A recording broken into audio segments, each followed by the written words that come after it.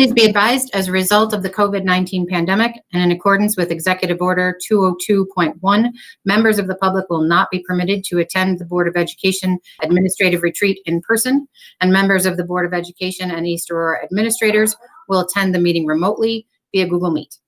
The special board meeting and Board of Education Administrative Retreat can be viewed via live stream on August 13th, 2020 at eastaurora schools.org/BOEMTG live or via the link on our main district webpage. In addition, the meeting will be recorded and transcribed at a later date. I ask you to join me in the pledge.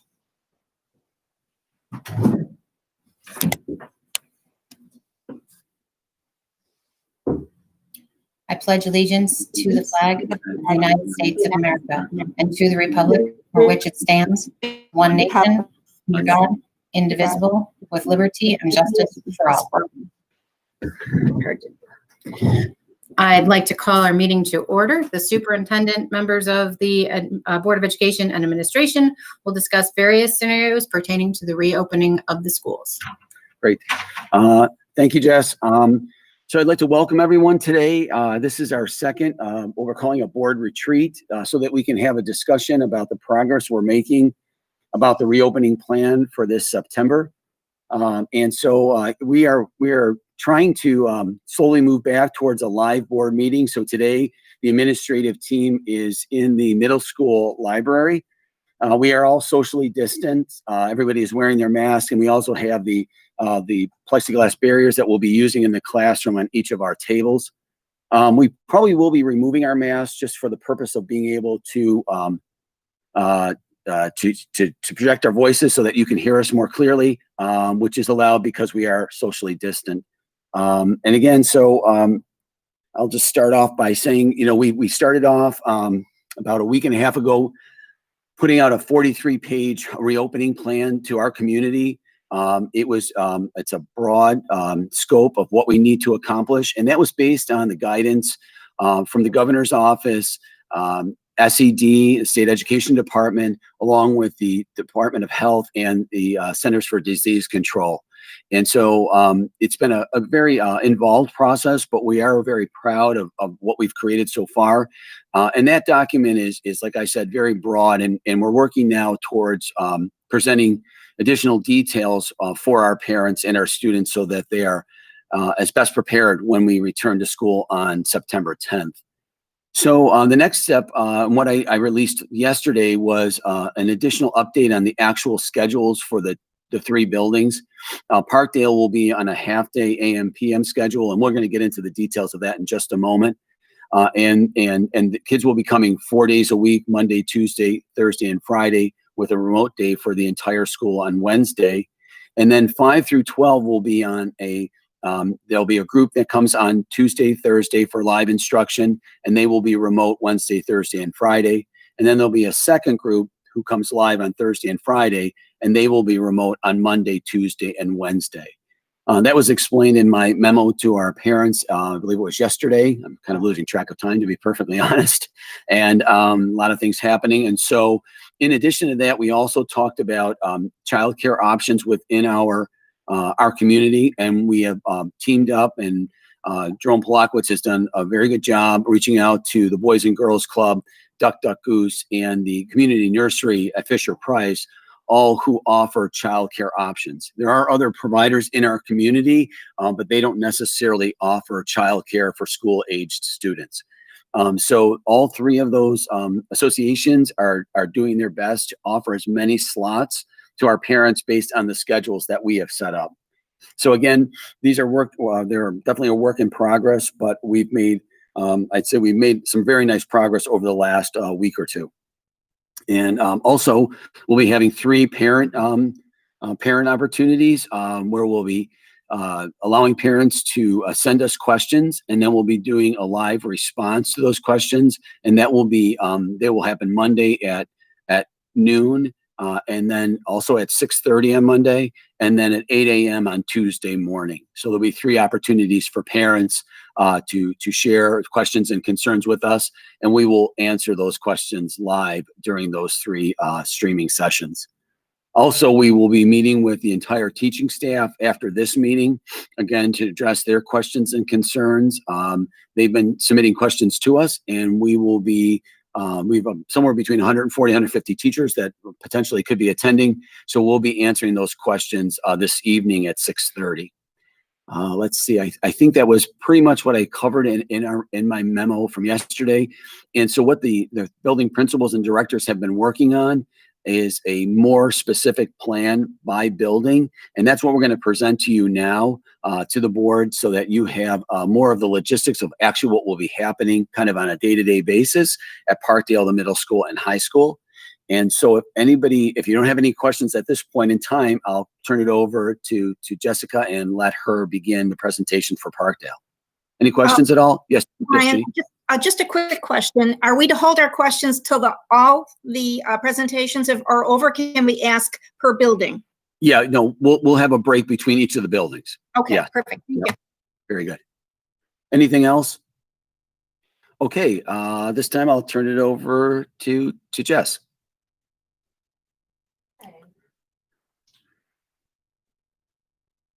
We can't hear her. Nope. Yeah, she hasn't started talking yet. Yeah, she's just queuing up her presentation.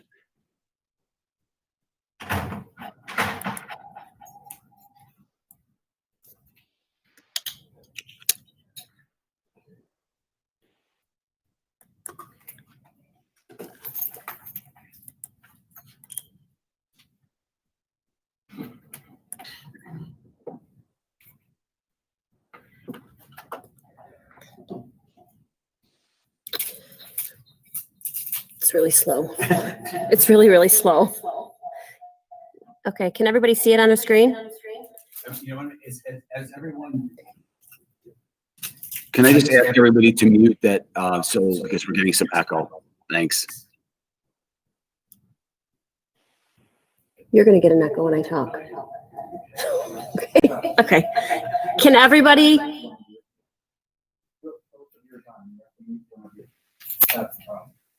Oh, yeah, both of your machines are on, Jess. I'm not on the present. I'm not on Google Meet over here. It's your computer. So is it just picking up your voice? Well, you have it out loud, so you're listening to me and you're listening to me through the computer. I can't talk. You gotta put your earphones You want to mute your speakers. What am I doing? I have it muted. Okay, just try now.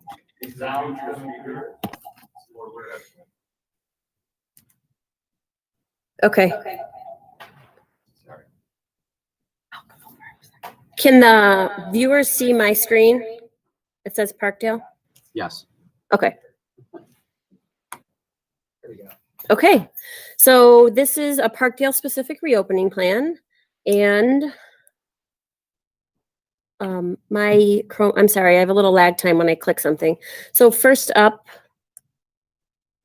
is our rationale for choosing the half days, 4 days a week. Let me just let it get into present mode.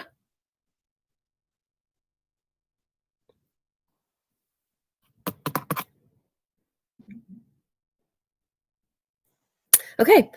Our rationale for choosing the 4 days a week as opposed to following suit with grades 5 through 12 is that we felt it was important for younger children to have the consistency of being in the classroom as many days as possible for routine, structure, and in-person contact and teaching with their classroom teacher. Teaching of the new content, and especially ELA and math, will occur by the classroom teacher, and reinforcement and supplementary activities will be completed at home. Students will not be moving in the hallways. If they were there for a full day, there would be a lot of movement in the hallways, just specials, lunch, recreation. This is going to minimize their exposure to other areas of the building and to other students. And being in the building for a half a day will reduce the amount of time that they will be required to put their masks on.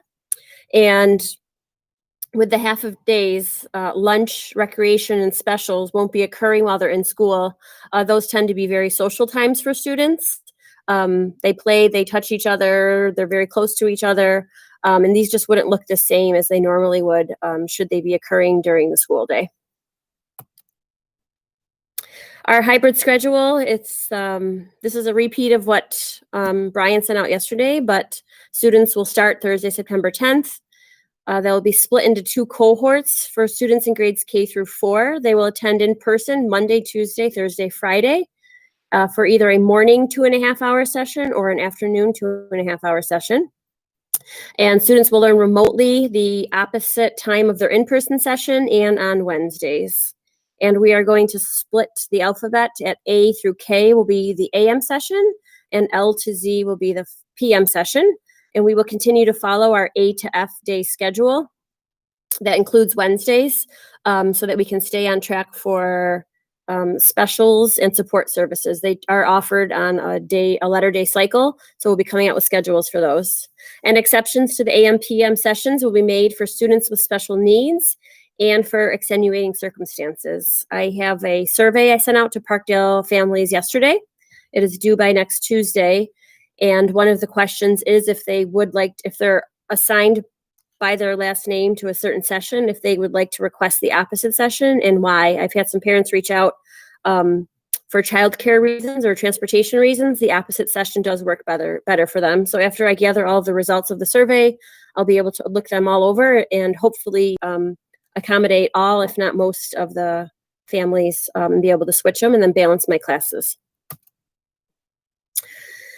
So we're going to create schedules for 3 different schedules. There'll be one schedule for students who attend Parkdale in the morning. There'll be a schedule for students who attend in the afternoon.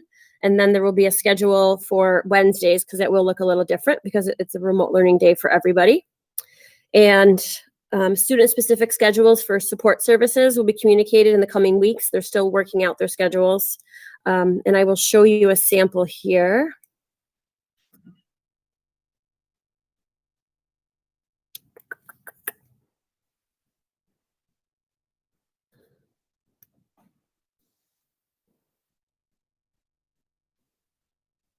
Okay, can everybody see that on their screen? Okay, so this is just, I'm sorry, a couple teachers are playing with this, so it says, oh, she's writing me notes on here. Anyway, so if you just look at the color-coded, we'd have a AM attendance sample schedule for families that attend in the morning. So for example, 8:45 to 11:15 would be in school learning. 11:15 to 12:30, that's the time they travel home. They'll have lunch. They can take a rest, play, their downtime.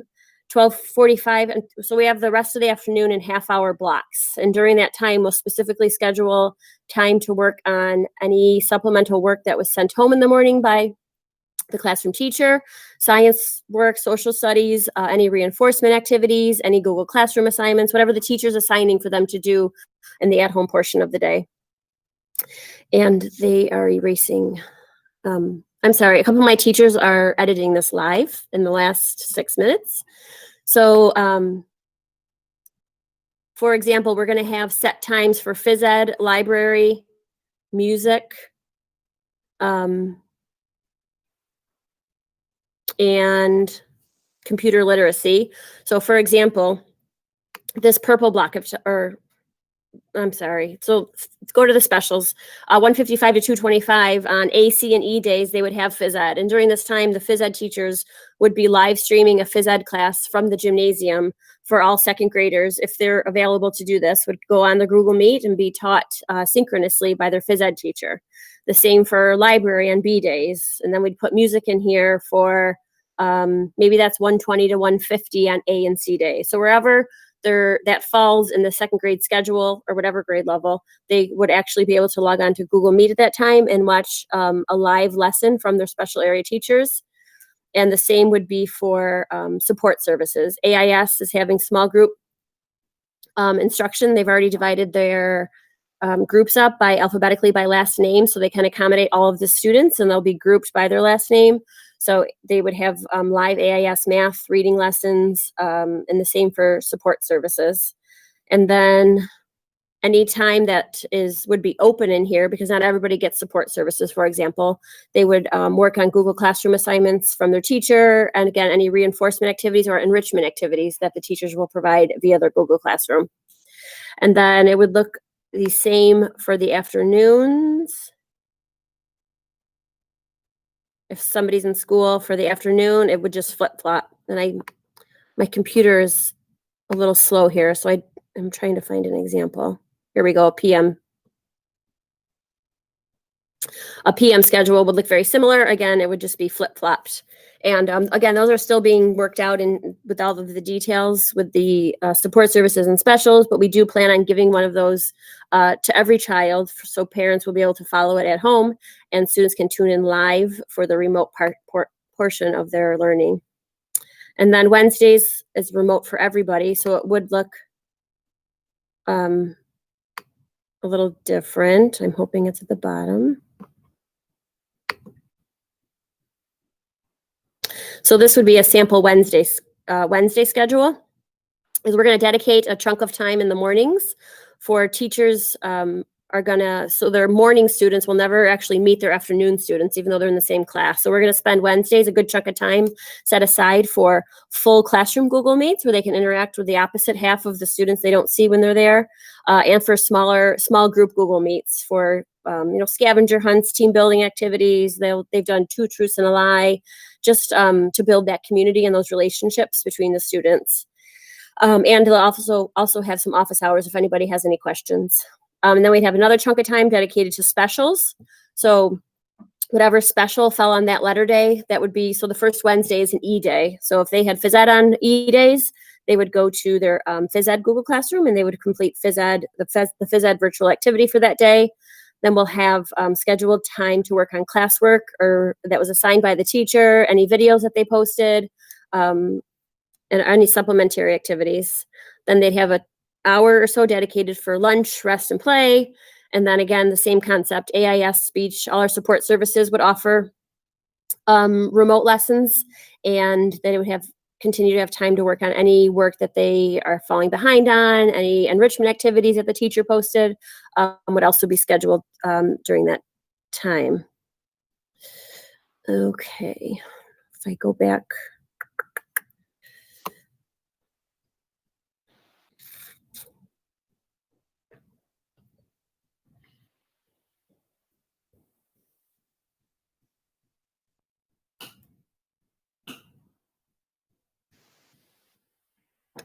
I'm sorry, my Chromebook is really slow. Okay. And prior to the first day of student attendance, we will have time set aside for kindergarten students and any families that are new to the district in grades K through 4. We'll set up small group tours of Parkdale, and they'll be able to meet their teachers and some other school personnel. And our class lists will be finalized in the coming weeks. Usually we have our lists, our class placement letters are sent home by now, but I'm waiting for the results of that survey that I sent out yesterday, which is due next Tuesday. We have a large group of students that are choosing to be 100% virtual or that are choosing homeschooling or transferring. So once I know how many students we'll have at Parkdale, I will start to move kids around in classes so they're balanced. So there'll be no more than 12 in any half-day session. But in order for me to do that, again, I need the results of the survey and then time to do that. So we're hoping to get the class placement letters out as soon as possible. And our goal is by the end of August. For transportation, the school bus occupancy is reduced to a maximum of 22 students per bus. Students will be required to wear facial coverings when riding on the bus. Students are going to be seated as they get on the bus from the back to the front to avoid exposure to other students sitting in seats towards the front. And students will be seated 1 student per seat. Exceptions will apply to siblings. They'll be sitting together. And students will be sitting close in the part of the seat closest to the window. And on here, you can read in more detail on our district reopening plan, but the first student is using a cleaner that provides protection for up to 30 days. And in between the AM and PM runs, they will sanitize the high touch areas, such as the railings, the top of the seats so the kids might touch. And we are in the process of creating, and we'll send it out prior to September 10th, just a video for all students on bus safety and what it will look like when you get on the bus and how you walk to your seat and where you sit on your seat. And then alternatively, when you do get to school, how you will exit the bus and walk into the building. Our arrival students can be dropped off at Parkdale beginning at 8:40 and 12:40 respectively. Students who ride the bus, we will release them one bus at a time, and we're gonna have several different entrances. I don't know if you've ever been at Parkdale during arrival, but about 400 kids get off the bus and come through one entrance. So we're gonna have designated entrances by grade level. So by releasing them one bus at a time and having to walk to their specific entrance, which is closest to their classrooms, will assist in socially distancing them. And we're gonna conduct in-school temperature screenings. We're still working out the details of that. Parent drop-off, we're anticipating an increase in the amount of parents that will be dropping off. So we will have a designated locations outside of the building coordinated and implemented according to guidelines. We're going to figure out vehicle flow, logistics, adult supervision out there to assist the students in entering the building while socially distanced. Dismissal, we're going to have, again, designated doors for students to exit. The teachers will escort their students to the bus to make sure they remain 6 feet apart and get on the bus 6 feet apart and are safe. Parent, again, we'll have parent pickup. We'll have a designated location outside of the building. Right now, they come into the cafeteria and the students are waiting in one half and they form lines in the other half. We're going to have multiple designated locations outside of the building for parts of the alphabet where parents can go to sign their child out. And that's it for that slide. Cleaning and disinfecting. We're following the hygiene and sanitation requirements from the CDC and Department of Health. We will have hand sanitizer available in each room throughout the building and throughout the building in the hallways, the entry doors. Classes will be taking hand washing breaks during the half day upon entry into the building, before snack, and after returning inside from outdoors. And between the AM and PM sessions, classrooms will have an hour and a half, and we will increase our custodial staff during that time, and the classrooms will be disinfected with electrostatic sanitizing sprayers, and high touch areas, including desk surfaces, chairs, door handles, sink handles, shared objects, will be sanitized in between. We are sanitizing multi-stall bathrooms at designated times throughout the day. And we're going to increase the amount of times we do clean as compared to a year ago that are consistent with the CDC guidelines. And drinking fountains are limited to bottle fill-up purposes only. And toys, classroom objects, and community play materials will be disinfected daily. And if the playgrounds are open, they will also be disinfected daily. Breakfast and lunch, we're going to be sending home breakfast and lunch for families who qualify for free or reduced meals. And breakfast and or lunch will be available for purchase for the other families via an online ordering system and will be sent home with the students. So for example, if a student attends the morning session, before they leave at 11:15, we'll send home lunch for that day, and then breakfast that they would eat the next day before they come to school. And for the PM students, we would send breakfast and lunch home. They would eat both of those meals the next day before they came to school in the afternoon. And if we are approved again for universal feeding, as we were during the summer, we will send breakfast and lunch home with every student. Movement in the building. Again, just a note at the top, movement is limited due to students will basically be remaining in their classrooms or outdoors during the 2.5 hours at school. Again, they're not walking to the art room, they're not walking over to the library or the gym and passing each other, but there will be movement. And when there is movement, we have a flow of traffic in our new wing. The middle staircase will be going up only, and if anybody coming down will be the end staircases, the same for the old wing at Parkdale.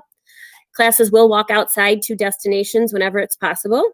And if there are 2 classes or 2 people passing in the hallway, we'll have single line flow.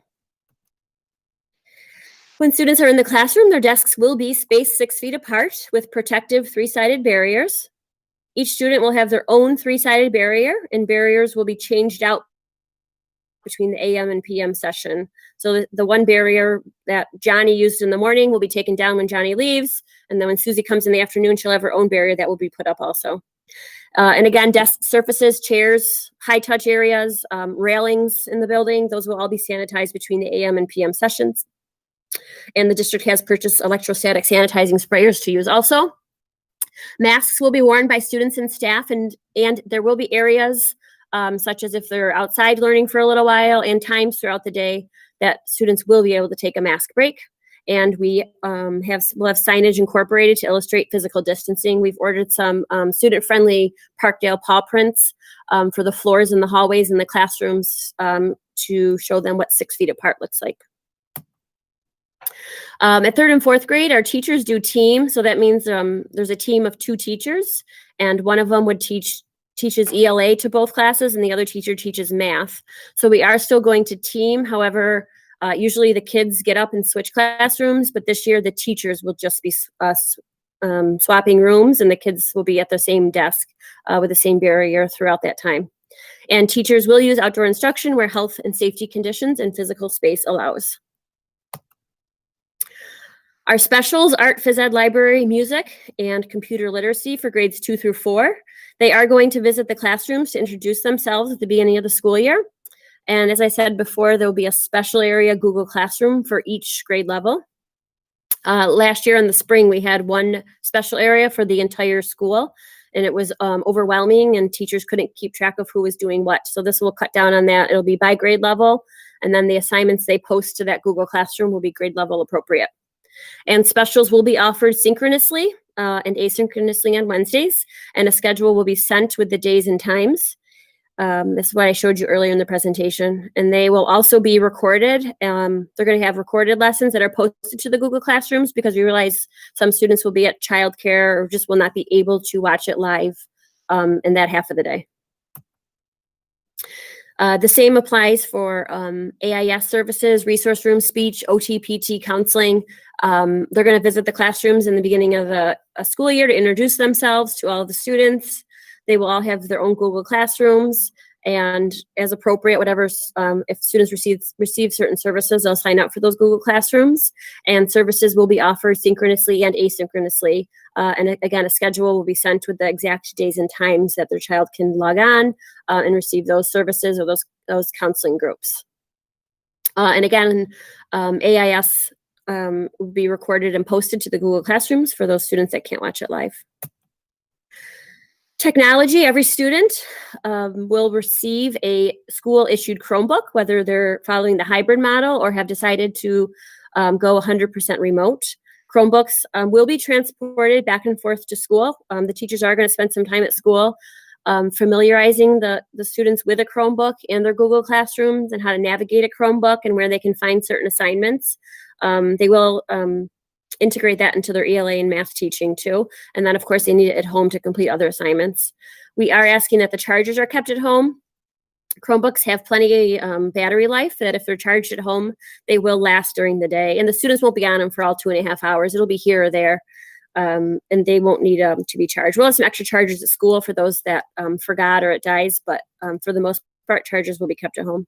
And if families do not have internet access at home, they can contact the main office. We do have a method to provide internet for any families who do not have it. And communication between school and families will be essential through these unprecedented times. Parkdale will continue to use our school messenger system to send out updates via email and text. Teachers will be using email, phone, and the Remind app, which all of them used last year, and parents are used to it, to communicate with parents. Google Classrooms will also be used. And then I don't ever want a parent to hesitate to reach out to their child's classroom teacher or myself with any questions or concerns that they have about their children's schooling. And visitors will we've installed a greeter station at Parkdale this year. So when any visitors do visit Parkdale, the first set of big wooden doors will have a buzzer, and they'll ring the buzzer and a greeter will let them enter. And then once they're buzzed in the first door, they're in that vestibule area, and we'll have a greeter desk to the left. They will check in. So if they are visiting in the building, that's where they would complete their health screening. And we are asking that visitors are limited. There will be no visitors to classrooms for parties or anything, unfortunately. But this just gives, this is new to Parkdale. So this is just more of a for your information when visitors do come. And then any additional information, a lot of these documents we familiarize ourselves with in order to come up with this plan. And there are links here to our reopening plan, our COVID information page, and our contact tracing protocols and COVID testing protocols for the district. Okay.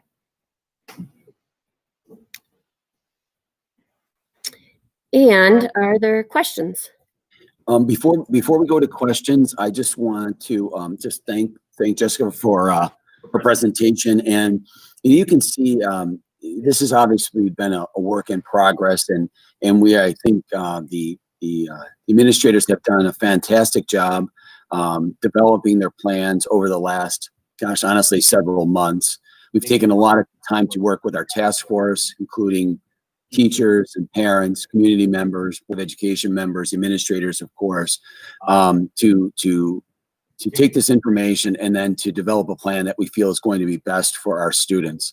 Of course, it is very challenging, and like I said, it certainly is a work in progress, and so we're working on it every day to refine it, provide additional details to our families. Because I know how difficult and stressful this is for them. It's difficult and stressful for all of us, and I want to thank them. We've received many messages of support from the community, thanking us for the work we're doing. And I think that's how we've achieved our success in the past, is by supporting each other. And I think it's critically important that we continue down that path at this time. So we're really grateful for the community's continued support. And so what we'll be doing with these plans, and I'll turn it over to Matt and Bill in just a moment, we're going to be publishing them. We'll be sending it out to our families, and then we'll also be publishing it on the website under the COVID-19 information. And that has all the information that I've sent out since the very beginning in March. Everything is there as like a cumulative file for us. And so that has our full plan that was put out about 10 days ago, the plan that I sent out, the update I sent out yesterday, and then the 3 plans that the principals will be sharing today. In addition to that, we also have information on testing and contact tracing. And that, again, is based on the direction of the Department of Health. So again, I think right now I'll open it up for questions before we move on to Matt. But I just wanted to thank them and all the administrators, because they work on this collectively, for the great work that they've done so far. And again, for our community, for their patience and support. And, we're here to help them through this process. So I'll open it up for questions. Brian. Brian. Thank you. First of all, Jessica, that was a wonderful. Can you hear me? Oh, no, is he loud? Okay. Okay. First of all, Jessica, that was a wonderful presentation. I think it shows great thought and perseverance to address lots of the issues that have come up. So very well done. Just an area of clarification. You indicated that there were a number of people who would choose to have a 100% remote learning experience. I understand how the hybrid system works based on your presentation, but what I don't understand is how this block of learning that occurs in the morning for the AM students and the afternoon for the PM students, how that is achieved with the remote students. I can see how the specials and all the other things happen for the remote students, but how do they get that intensive time with a teacher that the in-person students will have? Yep, great question. So we're, can you mute yours? I did. Okay. So we're waiting for the results of that survey I sent out, because if we have enough students who choose 100% remote, and I'm able to move classes or kids around in classes and free up a teacher for half of a day, it doesn't need to be a full day, for half of a day, then that person would be in charge of the remote instruction for that grade level. The chances of that happening at all 5 grade levels are probably not great. So other methods we've thought of are, again, having a of camera in the room, just like grades 5 through 12. Although it doesn't look the same at 5 through 12 because they're not standing in front of the room teaching for 40 minutes. And then the bell rings. It's more interactive, more student work. They might be going outside. So it might be a combination of the camera being in the classroom and also some recorded lessons by the teacher that are posted to the Google Classroom, covering the same content that was covered in the live in-person part of that day too. So we're still working out the logistics. But those are some ideas we're throwing around. We really need the results of the survey to be able to definitively say exactly what that will look like. So do you anticipate, just as a follow-up here, do you anticipate that the virtual students, the 100% virtual students, will be part of a class? In other words, the teacher A has a group of students in the morning and a group of students in the afternoon. And let's say there were 10 in each group. And let's say there were 4 additional students, making 24 altogether, and the additional ones wanted to be virtual. So do you see them being assigned to a teacher so that they know who their teacher is and they know who their classmates are, and they're part of a group and not just off on their own? Yes, we do. So, for example, at a grade level, if I only had 4 kids total that chose all remote, I would put them in classes. Even if we had 10 at a grade level and I was able to make it its own section, even if I have to move AM and PM kids around, if there was just 10 at a grade level altogether, no matter what their last name was, I would move them all to one half session and they would be part of a class too. So yes, they will be assigned a teacher in a class, just like the students that are in person. Thank you very much. I'll be quiet now. I think Kim had a question. And just so I understand, if someone, once you get the survey back, if someone chooses to do remote, that's something that they've then committed to, we've said, through a certain point in time. I mean, just so that we have some consistency, I'm just trying to understand for scheduling purposes how this would work. Yes, as a district, any families committing to 100% remote are committing through the end of January, which is halfway through the year. It's the whole first semester. Okay, so that's a decision they need to make. So that survey they're responding to, when they respond to that survey and you get it next week, that's their decision that they've made to commit to that through January. Yes. Okay, and then just on a different topic, we were talking about the free and reduced lunches. And that they will be distributed to the students that will receive them. And I'm assuming there's going to be something in place so that this is done discreetly, or this is done so that it's okay. Great. Yeah, my idea is that we'll have staff that'll gather them from the cafeteria and put them in the backpacks, and they won't even know the difference because the cubbies you can't see the cubbies. Yeah. Okay, great. Yep. Judy. Thank you. 2 questions. Maybe Jerome could answer these best. I don't know. One is, will there be co-teachers in the classroom during that in-class time? That's yes. Yeah, we're offering co-taught in both the morning and afternoon. And we're offering some special class kiddos had to be moved around. So they're going to be grouped together. Okay. And the other thought I had to do with speech, PT, and OT. How effective is that going to be online when you really have to see the person, position their hands, have them see your lips, that sort of thing? It kind of seems ineffective to me. Are they going to be offered time on Wednesday or something where they're getting that one-on-one that they absolutely need?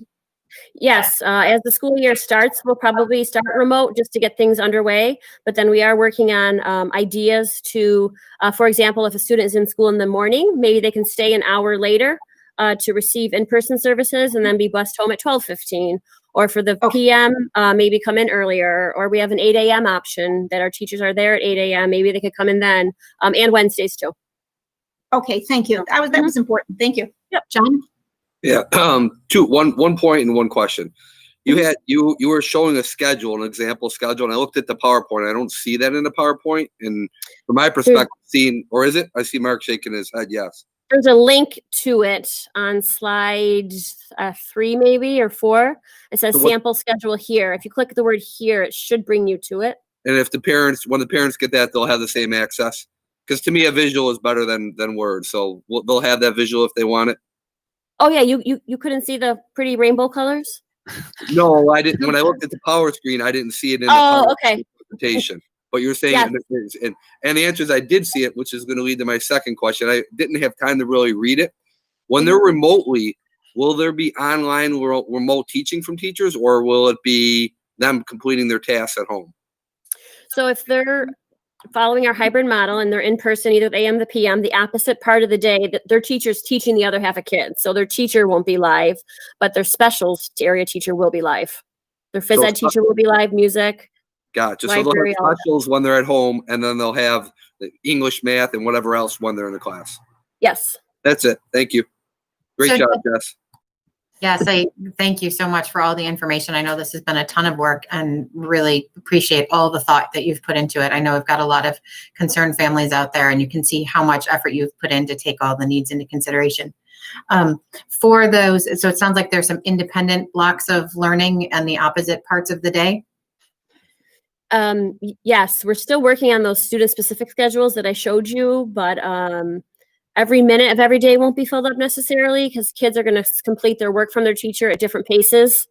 There's different availability, so we are going to fill up as much as we can. But reading, practicing your math facts will fill those other spots, and some enrichment activities that the teachers will put up on their Google Classrooms that students can do also. So similar to how it might function in a classroom where the kids are off doing something independently, how is it going to work to pull them back in? What supports are going to be in place for the families and the students so that they know how to get access and get back in when it's time for their special and the next part of the day? What do you mean? I don't know. What do you mean get back in? So if the kids are home and their block goes from, so they've gone home and they're morning kids. They go home for the afternoon, they have their lunch, they have their thing.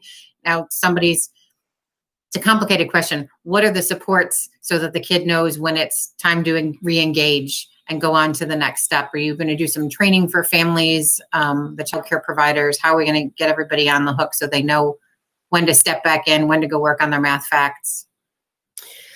Yeah, we've thrown around some ideas. So a lot of it depends where the child is, whether they're a child care provider. We will have little help videos for parents, babysitters, child care providers. I'm not sure if they're at the club or Duck Duck Goose if they can have their Chromebook, but assuming they can, the teachers will also be teaching that stuff when they're during the in-person part of the day. That's why we want them to have their Chromebooks at home. They're going to show them how to, and you'd be amazed if a 5-year-old would figure out how to get into their Google Classroom and get on a Google Meet with a couple quick clicks. But yeah, the students will have training when they're in school, and then we'll have videos for parents at home or childcare providers.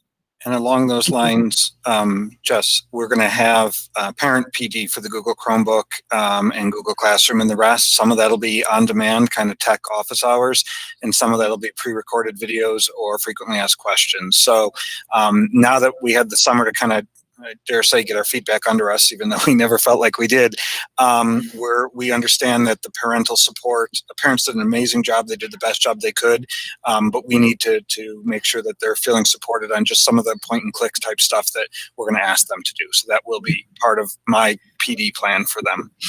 Great, thank you. Judy? It just occurred to me, are you doing attendance? So Yeah, that we have to do it. There's accountability built in? Yeah, we have to we have to take attendance. So our attendance portion for the families that are following hybrid will be taking attendance once a day, and that would occur when they come to school. And then for those that choose 100% remote, I believe there's something built into Google Classroom where you'll know if they went on and did an assignment or looked at something, I believe. Right, Mark? Okay. Yep. So first of all, Jessica, I want to thank you and everyone who worked with you on this plan, because as anyone who actually goes through and really reads it, you can see the time and effort that was put into this. And I'm really glad you put the rationale, because I know we're one of the few districts that may be doing half day, but I think this rationale that you have really explains why we're doing it. The consistency is so important at this grade level, and what we're doing in 7th and 8th grade is not the same as what we're doing in K through 4. So I think it's really important. I'm not moving around in the hallways again for the parents that are concerned about students possibly catching this virus at school. You have put in every everything in place to make sure that, to the best of everyone's ability, that that's not going to happen. So thank you so much for this. My question is about Wednesdays. I'm a little confused about the Wednesdays. So you have, if you're going to do 100% remote, those group of kids are kind of in their own classroom. On Wednesday, everybody is remote. So is it going to be, number one, a full day for everybody? And number two, are both AM and PM who are in class going to meet with the virtual 100% online kids on Wednesday? Yes and yes. Yep, that would be part of that beginning, that morning block of time. They'll be completing the same activities that the hybrid students would be also. So it's still going to be like a full day for them. It's just it's a full day of school instruction. Yep. Okay, so it's the same as it is the Monday, Tuesday, Thursday, Friday. Yes. Okay. Yep, we'll fill up today. Okay, thank you. Thank you. I wanted to comment, one of the questions I'd written down before you started presenting was how we're going to handle the social support for the kids, because those young kids really miss their friends, and it's such an essential part of going to school. And I love what I'm hearing about that Wednesday. The first thing you had down, I think, on the Wednesday schedule was the full classroom to work on the team building. Thank you for that. And Jess, is transportation going to be the same as it has been in the past if your child is going to Boys and Girls Club before or after their allotted half day? They can be transported from and to there? Yes, we're transporting to the childcare locations. Yep. Okay. By Even bus. if it's a babysitter, or grandparent, or a neighbor? Yes, Childcare locations within the district. Perfect. Oh yeah, I'm sorry. Thanks, Jerome. Yes, they're part of the survey I sent out yesterday includes specific transportation requirements. So I did give parents till next Tuesday. I'm assuming they're securing childcare and finding childcare, but on that form, they would be able to put where they want their child transported to, whether it's a babysitter in the district or a grandparent in the district, we will transport to there. Thank you. We also, I'm sorry, I forgot to mention this. We also moved, we have about 15 sets of twins at Parkdale. And we did move them into the same classroom to limit their exposure. So rather than have twins in two different third grade classrooms being exposed to two different groups of kids and then coming home together, we put them all in the same class to limit their exposure and subsequently their family's exposure. That's great. Just a quick question on the transportation. I see when the children are going home, and you're taking them to the buses, you have a good plan. The teachers are going to bring them out to the bus and put them on the bus. They're going to make sure they have their masks on and that they board from the back forward. How do you implement that when they're getting on the bus to come to school? Because there won't be a teacher there at the bus door to make sure that they have their mask on and that they are loading from the back forward and they're doing every other seat and all that good stuff. Yep. Well, Mr. Liebrecht will include it in his video, so he'll clearly state this is what it should look like, and then the bus driver would be there to enforce it. And a lot of stops in East Aurora, the parents are there too at the bus stops with their child, especially when they're younger. So I'm hoping they'll help enforce it also. So yeah, it'll be our video, the parents, and the bus driver. Thank you. Thank you. Jess, when will the in-school temperature screening occur? Is that going to occur as they walk into the building or when they're actually into their classroom? I think we're still discussing exactly how that will look like and when it will take place, Brian. Yeah, Terry, that's one of we've had a number of discussions around that because we're going to ask parents to do a temperature check at home and complete the questionnaire on a daily basis. And we're hoping to do that through technology so that they'll receive a notice each morning and have to sign off. Again, that's a work in progress. All of these things kind of are, we're just kind of working through it to get it done, but that would be our hope.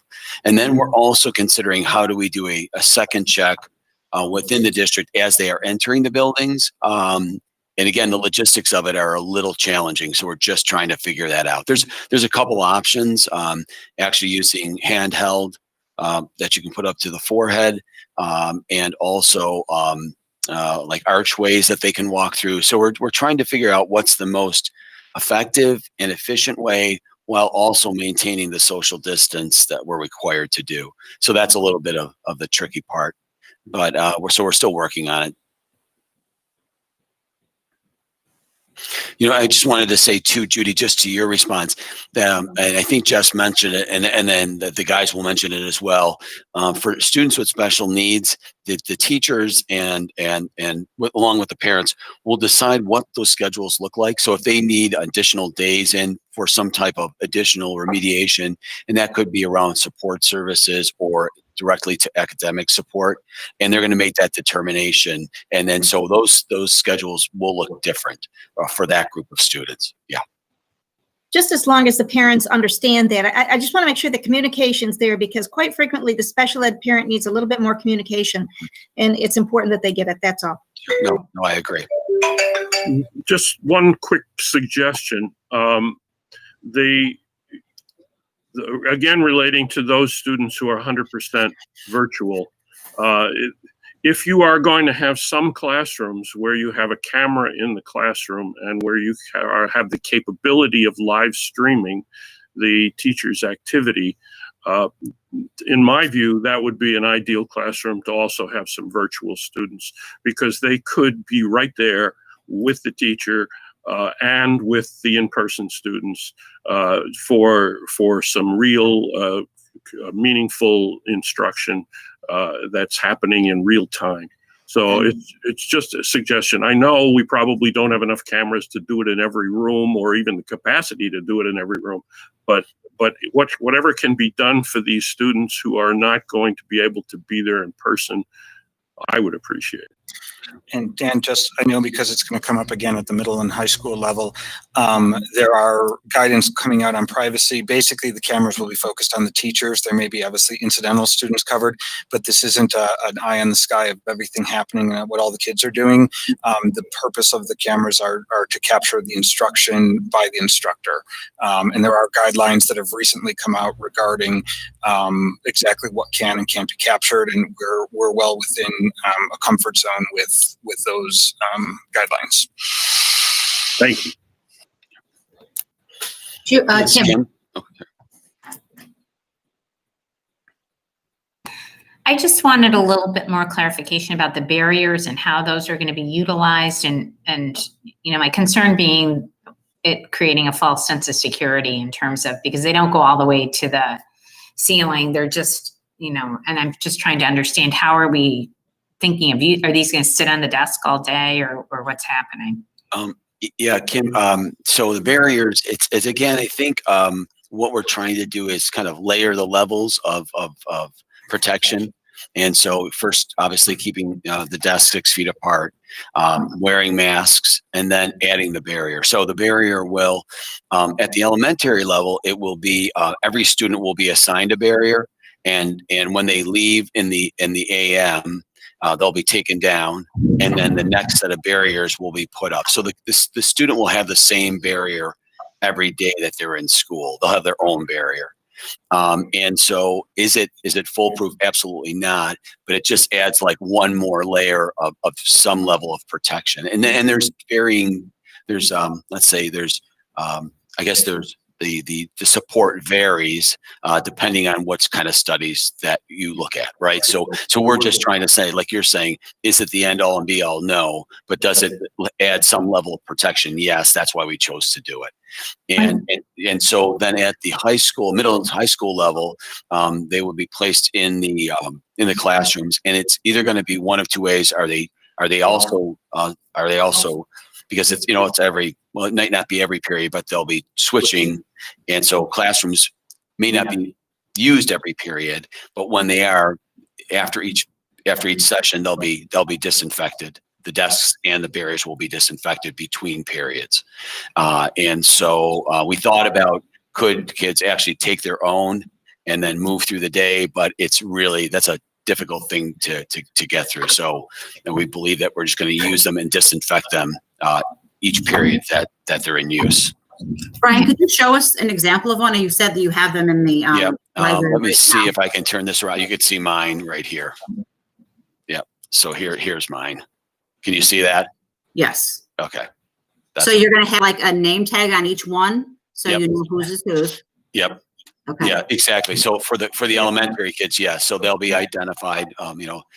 Sally Jones, and hers will be used during the morning, It'll be taken down and disinfected, placed on the side, and then the next person that sits at the desk after the desk is also disinfected will have their own barrier put up with their name on it.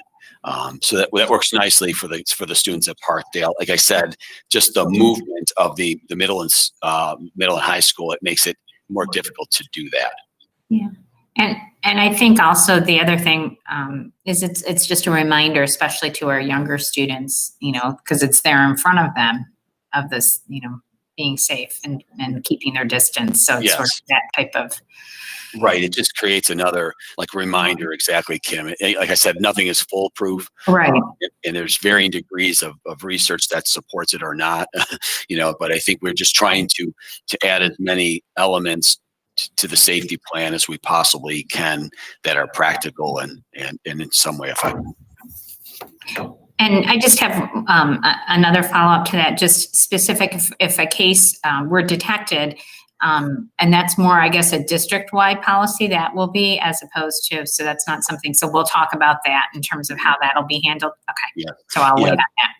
That guidance is actually on the website from the Department of Health. So we were able to meet with some of us were able to meet with Dr. Gail Bernstein from the Department of Health, who went through that protocol with us. And from that information that was shared from the Department of Health, we created our response. That's a requirement of the state. Right. The governor did say that schools were going to be testing, but we have no mechanism to do that. And when we spoke to her, she said contact tracing and testing is not our responsibility. We don't even know how to do it, to be perfectly honest. And then if there is a situation, we contact the Department of Health, and then they partner with us to go through that process. Yeah. Great. Terry? On our expenditure sheet, it had mentioned face shields. Are we planning on having the Parkdale students do the masks or the face shields, or what is the plan for that? Right now, Terry, we were planning to use face shields for the teachers, along with their masks. They'll also be behind barriers or plexiglass that will be hanging in front of their desks. So there's, again, just kind of multi levels of. We thought we found a shield that actually encapsulates your face and doesn't require you to wear a mask. But what happened was it distorts your vision when you're looking at the camera.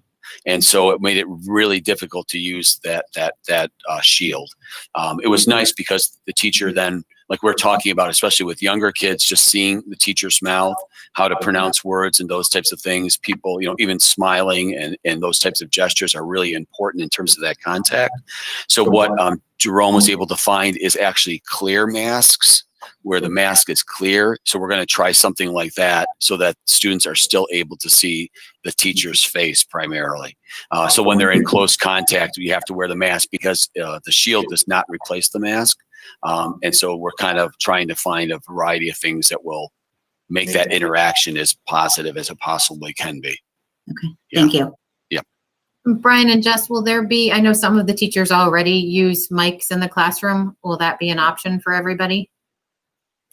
Yes, we're prepared to have microphones and cameras so that they can stream their lessons. And so the microphone will be part of that process. Yeah. So especially if someone is engaging, especially at the upper level when they're online, we want to make sure that vocal piece is very clear so that the students at home, as they're going through the lesson live, are able to hear it clearly and also have a good view of the teacher, as Mark had mentioned earlier. And we weren't really exactly sure how the classroom can be shown on camera, but there are some restrictions that we're finding out. So we got to be kind of careful on how that happens and where the camera is positioned and those types of things. Great. I was just thinking even within the classroom, it may be hard to hear some of the teachers with all the barriers. Right. Yeah. And so it's I know they have FM systems in most of the classrooms, Jess? No. No. Okay. Yeah. All right. Yep. So we're considering that as well. Yeah. Mm-hmm. Thank you. Does anyone else Sure. have any questions specific to Parkdale? Thank you so much. Okay, great. Any other questions? No, we're all set. Okay, so Matt is going to kick off the next section. And again, I'd like to thank Matt Leibrock because he helped both Jessica and Matt prepare the elementary and middle school schedules. And then Bill and Matt work together because there's a lot of similarities between the middle school and high school. So Matt is going to present, and then Bill's just going to add comments on how his is different than the middle school. And then we'll have questions after they're done presenting. So gentlemen.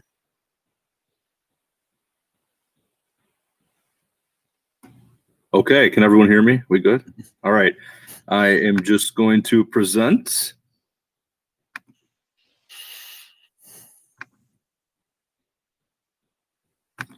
Okay, we good? Not yet. All right. No, I don't see the presentation yet. Okay, we're loading. There we go. Now do you see it? No. Oh, there we don't go.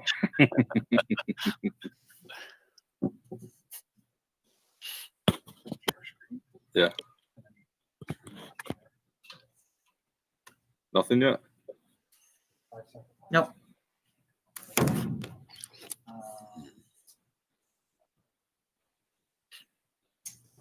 Matt, Yeah. if you click present screen or present now in the lower right-hand corner, it's gonna, if you click entire screen, you can go ahead. You have to select the preview of your screen and then hit the share button. So you actually have to click the representation of your screen. All right. I see. So share.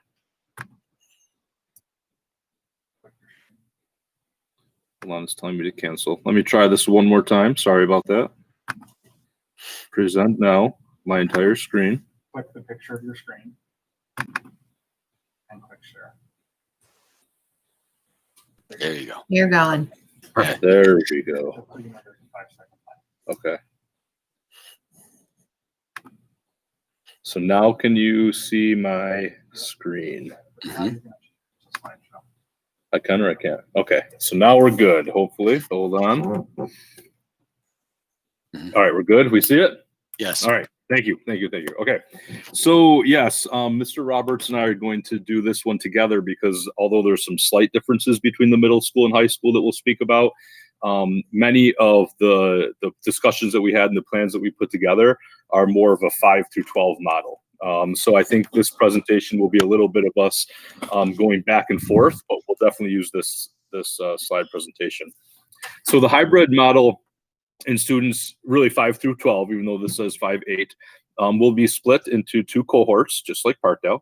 The one cohort will attend school Mondays and Tuesdays, and they will have remote learning on Wednesday through Friday. The other cohort will attend in-person school on Thursday and Friday, and they will have the remote portion of their learning Monday through Wednesday. So all of the students will learn from home on Wednesday, which is the same plan as Parkdale's, but they will all have 2 full days of in-person instruction. Like I said, one on Monday and Tuesday, one group, and the other group on Thursday and Friday. You can see how we split it up with A through K is in the blue group, and L through Z is in the red group, and we'll show you on the next slide what that looks like. But the one thing I just wanted to add, in this PowerPoint, I did add the middle school bell schedule. For parents of middle schoolers, they can take a look at that. And I'm not going to go through the details of that now, but what that shows is just that we added an additional lunch period. So there's a slight change to the bell schedule, and I'll talk about that a little bit later when we go over the cafeteria changes. The other thing that's very important to notice on the bottom there is we felt it was really important to do a couple of days of safety or one day of safety orientation for each of the students prior to really getting into the beginning of instruction. So Thursday, September 10th, is actually going to be an in-school day for the blue group. And then Friday, September 11th, will be for the red group in school. And that's where we're really going to go over those safety orientations and really let the students become oriented with our new procedures. And then on that following Monday is when we will start that typical schedule. And the schedule looks like this. This is just our example of the hybrid schedule. So you can see on Monday and Tuesday, the blue group is in person. The red group is remote. And then on Thursday, Friday, that switches. And Wednesday is the remote instruction for all students. At the middle school and high school, Jessica did a great job of providing you with some example schedules. We didn't do that because really our schedules are going to stay pretty much the same. When the students are in person, we're going to run an 8-period schedule as we have in the past. Like I said, there may be some tweaks. I know the high school may be considering some tweaks here and there, and we are for the lunch periods, but for the most part, those will remain the same. Bill, we good? Anything to add at this point? Okay, good. Just interrupt me. Okay. Our rationale and clarification here. Using this model, students will be present and in the school building and participate in their learning activities in smaller groups. That was the big thing here for us to be able to create the social distancing. Students will have regular interaction with their teachers that include direct instruction and opportunities for the feedback. As you can see, we will have approximately 50% of the student population in the building at a time, which really allows us to be able to maneuver throughout the building and keep the social distancing in place. And you can see that we will follow the traditional A through F cycle. One thing at the middle school, for the parents of middle schoolers, you know that A, C, and E days are, A, C, and E days are consistent, and then B, D, and F days are consistent. So the nice thing about the students in attendance 2 consecutive days, that Monday and Tuesday, is they're guaranteed that one of those 2 days is going to be an AC or E day, and the other one of those 2 days will be the BDF day. The nice thing about that is it ensures that the students will be able to go to all of their specials in person. One of those 2 days you're going to have phys ed. One of those 2 days you'll have your business class or art class or whatever the special is at that time. So we really liked that all of those teachers are going to be able to see those students and create those connections with the students in person for one of those 2 days. And then obviously there will also be remote work as well for those classes. All right, next slide here. During the time that students are not present for the in-person instruction, they will engage with teacher-led, remote instruction. And this, a lot like Jess, we're really working with the details and we're really working with our teachers. We've met with a lot of our teacher leaders, the advisory and our articulation, which is more the curriculum leaders. We've begun that process about what will all this instruction look like. But the things that we feel comfortable sharing at this time are that this may consist of videos, project, paper, and online assignments. And as these capabilities develop, we are looking at that live streaming of direct instruction. That's something that we're seriously looking at and we feel is important. We're just not exactly sure what that's going to look like at this point, but we'll certainly communicate that as soon as we do. This was brought up earlier. The remote instruction, we do have, sorry about that, attendance will be taken during the remote instruction through the Google Classroom, some of the ways that Jessica already explained. And then students with high academic needs in this hybrid model, sorry. Can I? Okay. Oh, there we go. In this hybrid model, it does leave for some flexibility, as Brian was saying a little bit earlier, for some of those students. If we have some teachers or parents, and we identify that there's a need for the student to be here more for whatever reason, that's something that we're definitely going to look into and see what exactly that looks like. So we're definitely open to that.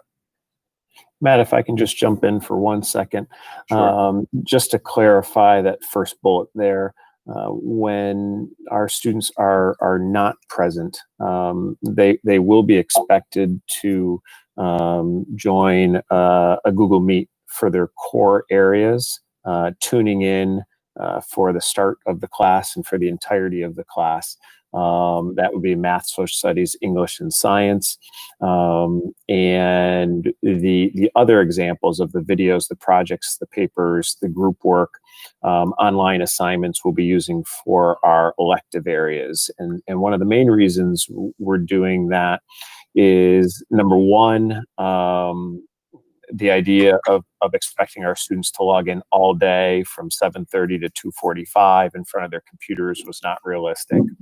And number two, with no change in the expectations as of now for AP exams or Regents exams, we need to make sure that we're continuing to move forward with the curriculum. So it'll be 2 days of live instruction for those core areas and 2 days of live streamed instruction. So the curriculum will move forward all week long, whether you're in person or not. Thank you, Bill. And that is consistent with the middle school as well. Thank you. Okay, this next slide just shows a few of the things prior to September 10th. And as everyone knows, the first day for students will be September 10th. One thing I understand that might be difficult for parents and students of fifth graders. Here they are coming to the middle school. Typically by this time, we've had Buddy Day where all of the students have been here. We've had the parents here. We've provided tours. They've met the teachers. Typically, we have like our supply drop-off where they come in. We have eighth graders there to help the fifth graders learn their locker combinations and all of these things. And as you know, we haven't been able to do these things at this point. But the one thing that we are committed to doing is allowing all of those fifth grade students and their parents and any student who is new to the district that will be here at the middle school the opportunity to come in to see the building. I don't know exactly what that schedule will look like. We'll obviously keep them in small groups, but just to provide them with an opportunity to meet with myself and some of the other staff members and walk around and see the school. I don't know, Bill, if you'd like to comment on that at the high school. Yep, and we had our traditional open house this past winter with parents and students, and always have a great turnout for that event. So our students have been introduced to the school and to the curriculum, but we always enjoy having our orientation at the end of August. We'll do something of a similar theme, but a very different look. We'll probably use a sign-up genius in which 10 to 15 students at a time will come in for approximately an hour, hour and a half to tour the building, get a sense of what the building is going to look like, get their schedule, walk their schedule, meet with the school counselors, school social worker, a few teachers, and myself. And we're going to rotate through those groups just with students, rotate through those groups over one particular day that we will advertise in the near future. That will also include any students that are new to the building, transfer students. And I've also reached out to Jamie Coleman and Christina 25, our school psychologist and school social worker, any students who they feel would benefit from stepping in the building prior to the start of the year, 9 through 12, to help with that transition. We're going to offer up that opportunity as well.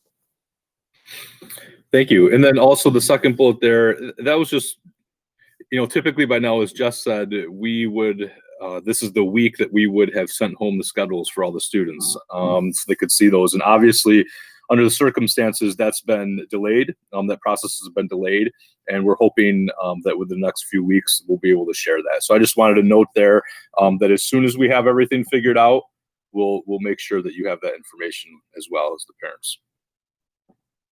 Transportation, I'm not going to spend a lot of time on this slide because I believe this slide is identical to the one that Parkdale had, where we're going to follow all of the regulations and procedures that Jess spoke about.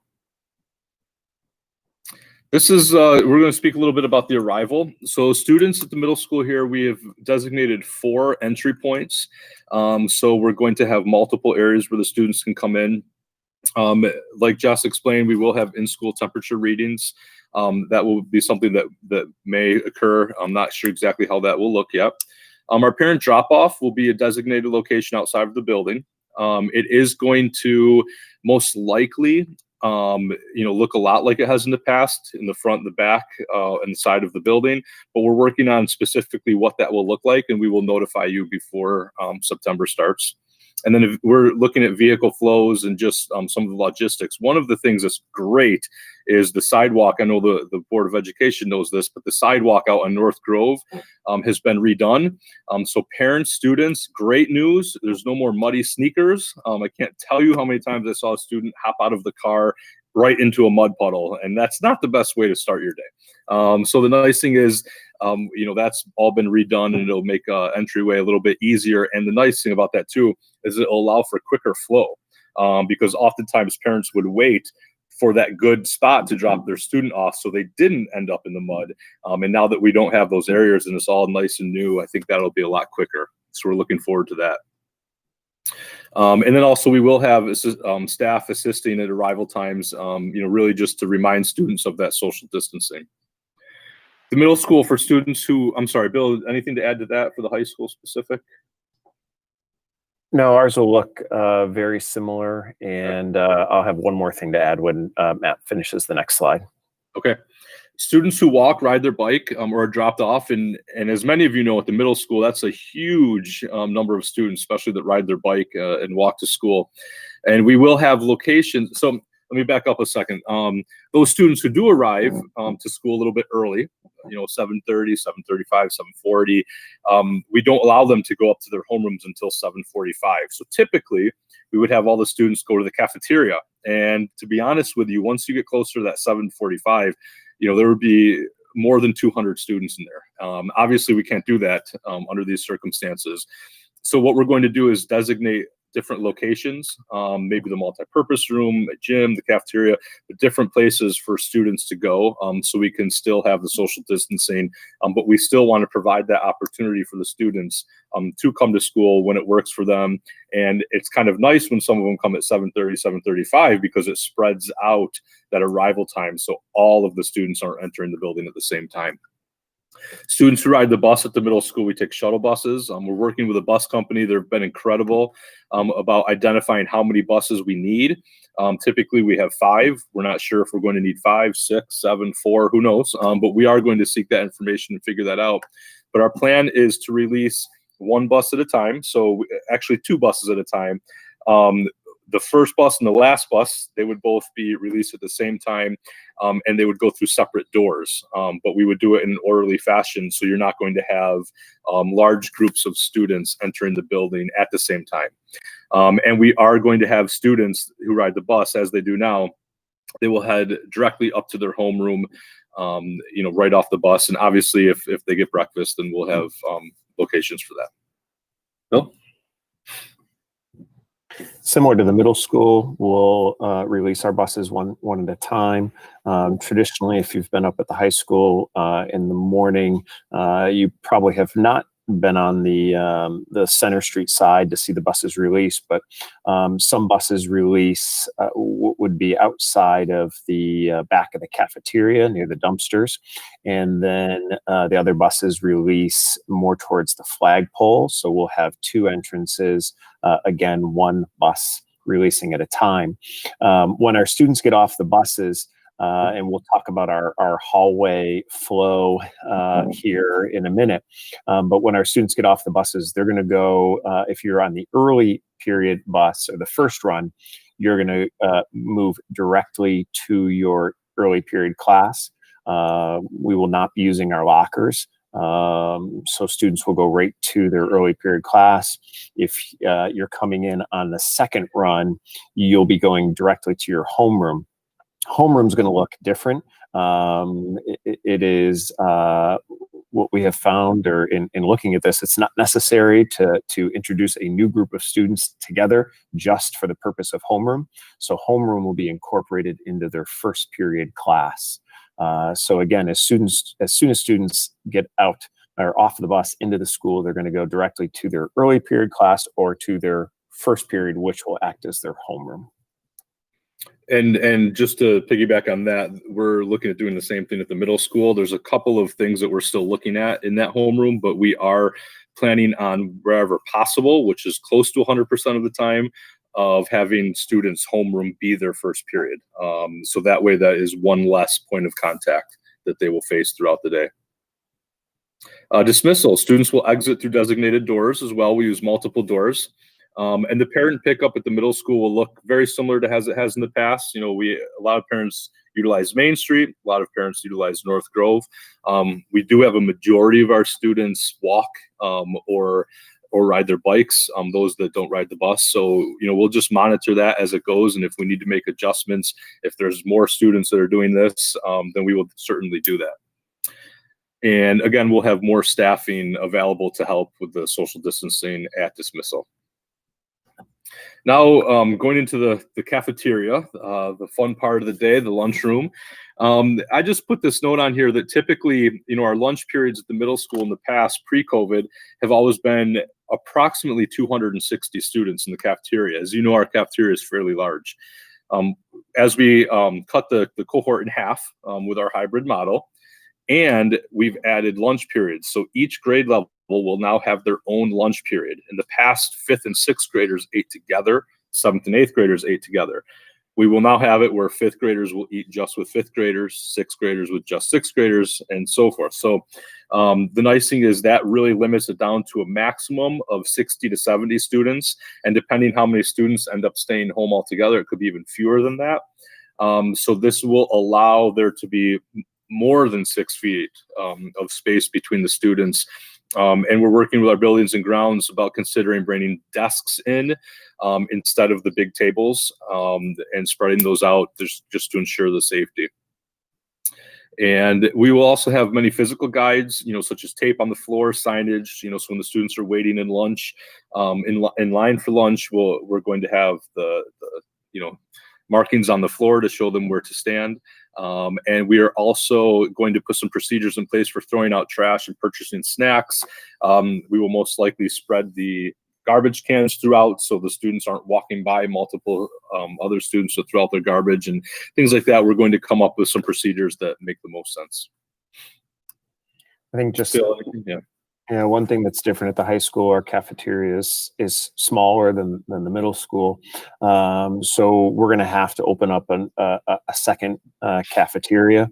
So in our main cafeteria, we'll have students sitting individually at tables. That's the only way we can do it to keep the social distance. So slightly different than the middle school. We probably have about 220 students per lunch period. We have 3 lunch periods. We will still have 3 lunch periods, but splitting that in half. Half the students will be in the cafeteria. That'll include our seniors, and when weather is warm enough, they will use all of the picnic tables that the senior class purchased a number of years ago, and they'll be able to eat outside. We will then open up a second cafeteria in the gym. It'll be the first gym, and that will include tables and also desks. So we'll be running our normal cafeteria location, and the first gym will act as our second cafeteria. Okay, so the next area we're going to discuss is the cleaning and disinfecting. And this is very similar to Jessica's presentation as well, just that we're going to follow all of the requirements from the CDC and the New York State Department of Health. You know, the hand sanitizers in each classroom throughout the building. The bathrooms will have a cleaning schedule. And drinking fountains will be limited to the bottle fill only. At this time, the 3rd floor doesn't have one, but that one has been ordered, and we know that it'll be installed as soon as it is in. So we're working on that. And then designated times will be, you know, throughout the day. Actually, this is a repeat. Sorry, about cleaning all of the multi-stall bathrooms and having a procedure where you know, we have in place with the students where there's only going to be 1 or 2 students in these bathrooms at a time, and we'll have all of those procedures ready to go and communicate. Good, Bill? Okay. Movement in the building. Obviously, the masks will be worn at all times by students and staff, and this pertains to mainly the hallway. You know, this slide here. We are going to limit the face-to-face encounters by really going through the foot patterns. We're going to make our hallways one way as possible. Yes, there are going to be some intersections and times where they cross over, but we're really working. I know Doug has bought I don't know if it's miles, but probably close to miles of tape for the hallways and arrows. And we're going to go through just to increase, the safety and having all students walking in that same direction, having, entrance, or maybe one stairwell will be an up and the other one will be down. We're going to go through that over the next week and really label those areas. We're also obviously going to eliminate large group gatherings, and the big bullet down here, the limit before after school activities. These are things that I know Bill and I have spoken a little bit about. We really want the students to be here. We really want clubs to meet. We want these after school activities. They're a huge part of our school and our students' lives and our students' days here. We're just not sure exactly what they're going to look like right now. So that's why we put the schedule is going to be determined. Various clubs may be able to meet. Various clubs may meet remotely or virtually. Some may not be able to meet. Those are all the things that once the teachers are here and we start opening up the building and we start, seeing our comfort levels and some of the things we may need to adjust, we are then going to be committed to trying to bring those things back. But we won't do that until we're 100% ready and we have all of those safety protocols in place. Bill, anything to add there? Or? Yeah, just something that I think is maybe unique to the high school regarding the foot traffic. We're fortunate in the center of the building, we call it the B pod, which is where our math and our science, social studies, language, business classes meet as a circle. So that area is going to be one way. So if you come out of any of those classrooms, you're always going to be turning to the right. So as students are released from their classroom in a staggered fashion, they'll always head to the right and keep their social distance as they move to their next class. The A wing, which is where phys ed takes place, the gym, the pool, and the C wing, where English, art, and technology take place. It's going to be two-way traffic, but with the fact that we're not going to be using the lockers, those walkways will be to the extreme sides with no travel in the middle. So students will hug the right wall, and that'll all be taped off with plenty of signage and plenty of adult supervision to make sure that takes place. But feeling good about the control of our foot traffic as students are moving from class to class. Nice. And then continuing on that, the important bullet here for the middle school is just that students are going to report directly to their classrooms without stopping at the lockers. We are not going to issue lockers to begin the school year. We're going to ask that students, carry their supplies with them in their backpacks. And, obviously this is something we're going to look at as the weather turns. Will we then add the use of lockers and those things? And we will certainly discuss those at that time. One thing that is nice that I've noted later in the presentation is our teachers worked very hard on their supply list this year. And I know that our supply list actually just became live a few minutes ago.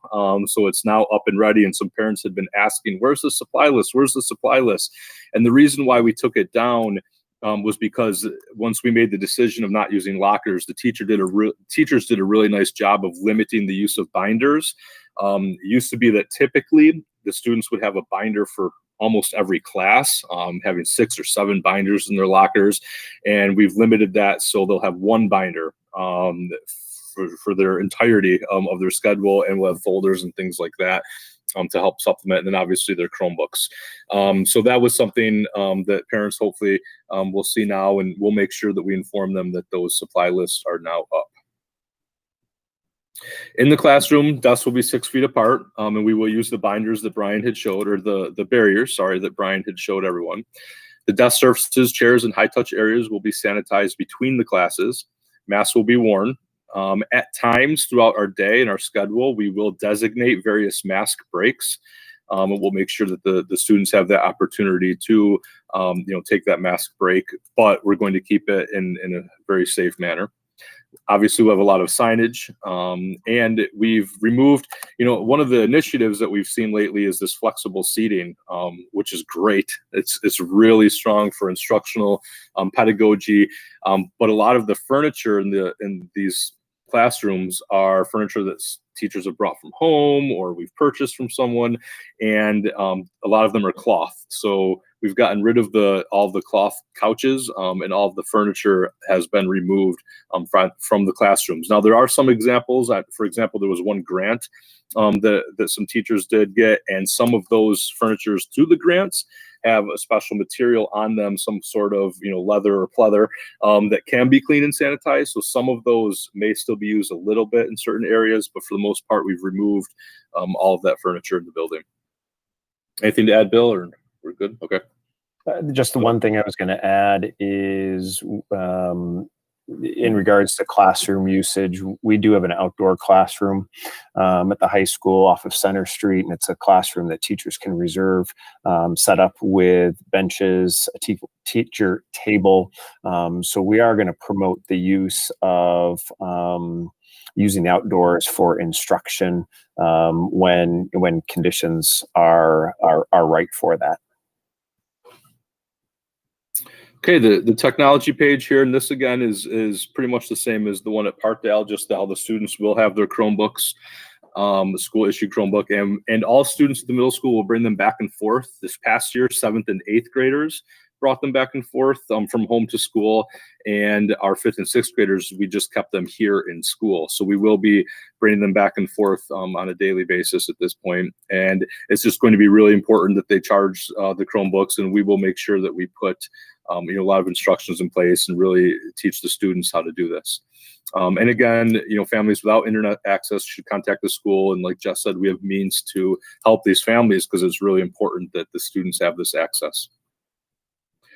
Other important information, physical education and music for vocal and band.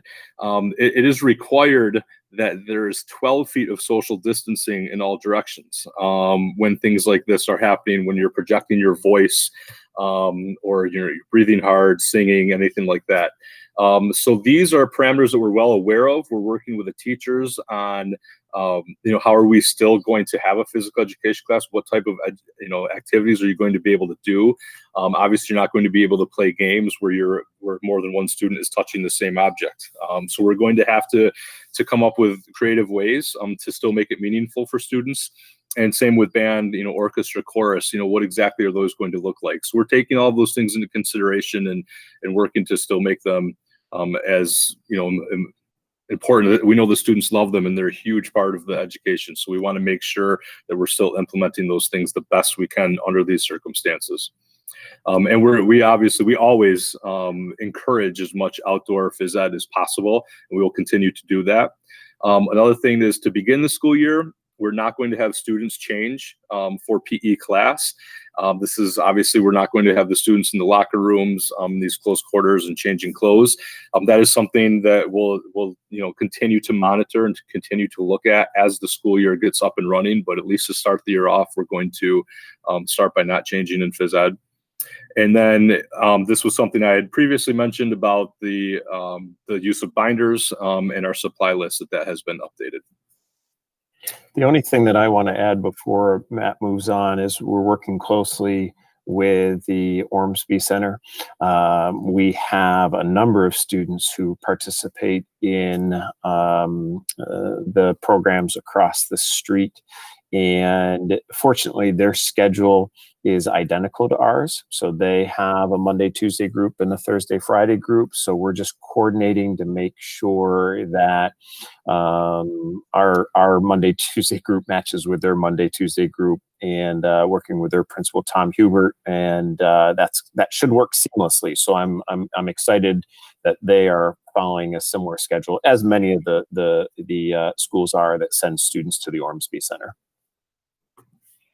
Okay, and then the final slide is just the exact same one that Jess had in hers, and it's just, includes a lot of additional information that parents may want to take a look at and check out, in case they had more questions. And obviously, our telephones are open, our emails, we're here to answer questions. So as people have questions, we certainly hope that you ask, but we hope that the parents find this presentation when it comes out tomorrow. We hope that they find it very helpful, and hopefully it'll answer a lot of their questions. All right. Let me see here. I'll exit out. Thank you, Matt. Yes. Bill. So at this time again, thanks Matt and Bill and Matt Leibrock for putting together a really comprehensive plan. Okay. Again, you can see that there is a number of things that we're still working on in terms of like finessing the final details, and that'll be coming. You know, what we're focused on now is really preparing our spaces to be safe, right? That's the first thing that we need to do.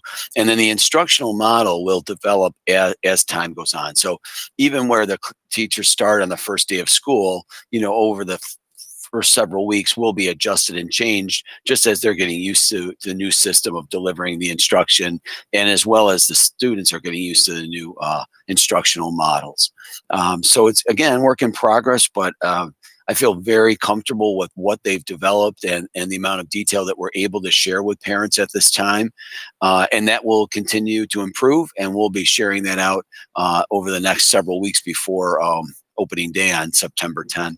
I did want to say the reason we've delayed the opening of school is partly for planning purposes, but also for professional development for our teachers and staff. We're going to be working with St. John Fisher and their professional development department in regard to helping our teachers to develop their online instructional skills. And so 3 days will be devoted to that the first week of September. And then each building will have an extended period of training later that month and into October. And again, that's related to how live instruction within a classroom experience adjacent to their in-person experience. So I help me to understand how that works. In other words, on the Monday and Tuesday, the one group is in person.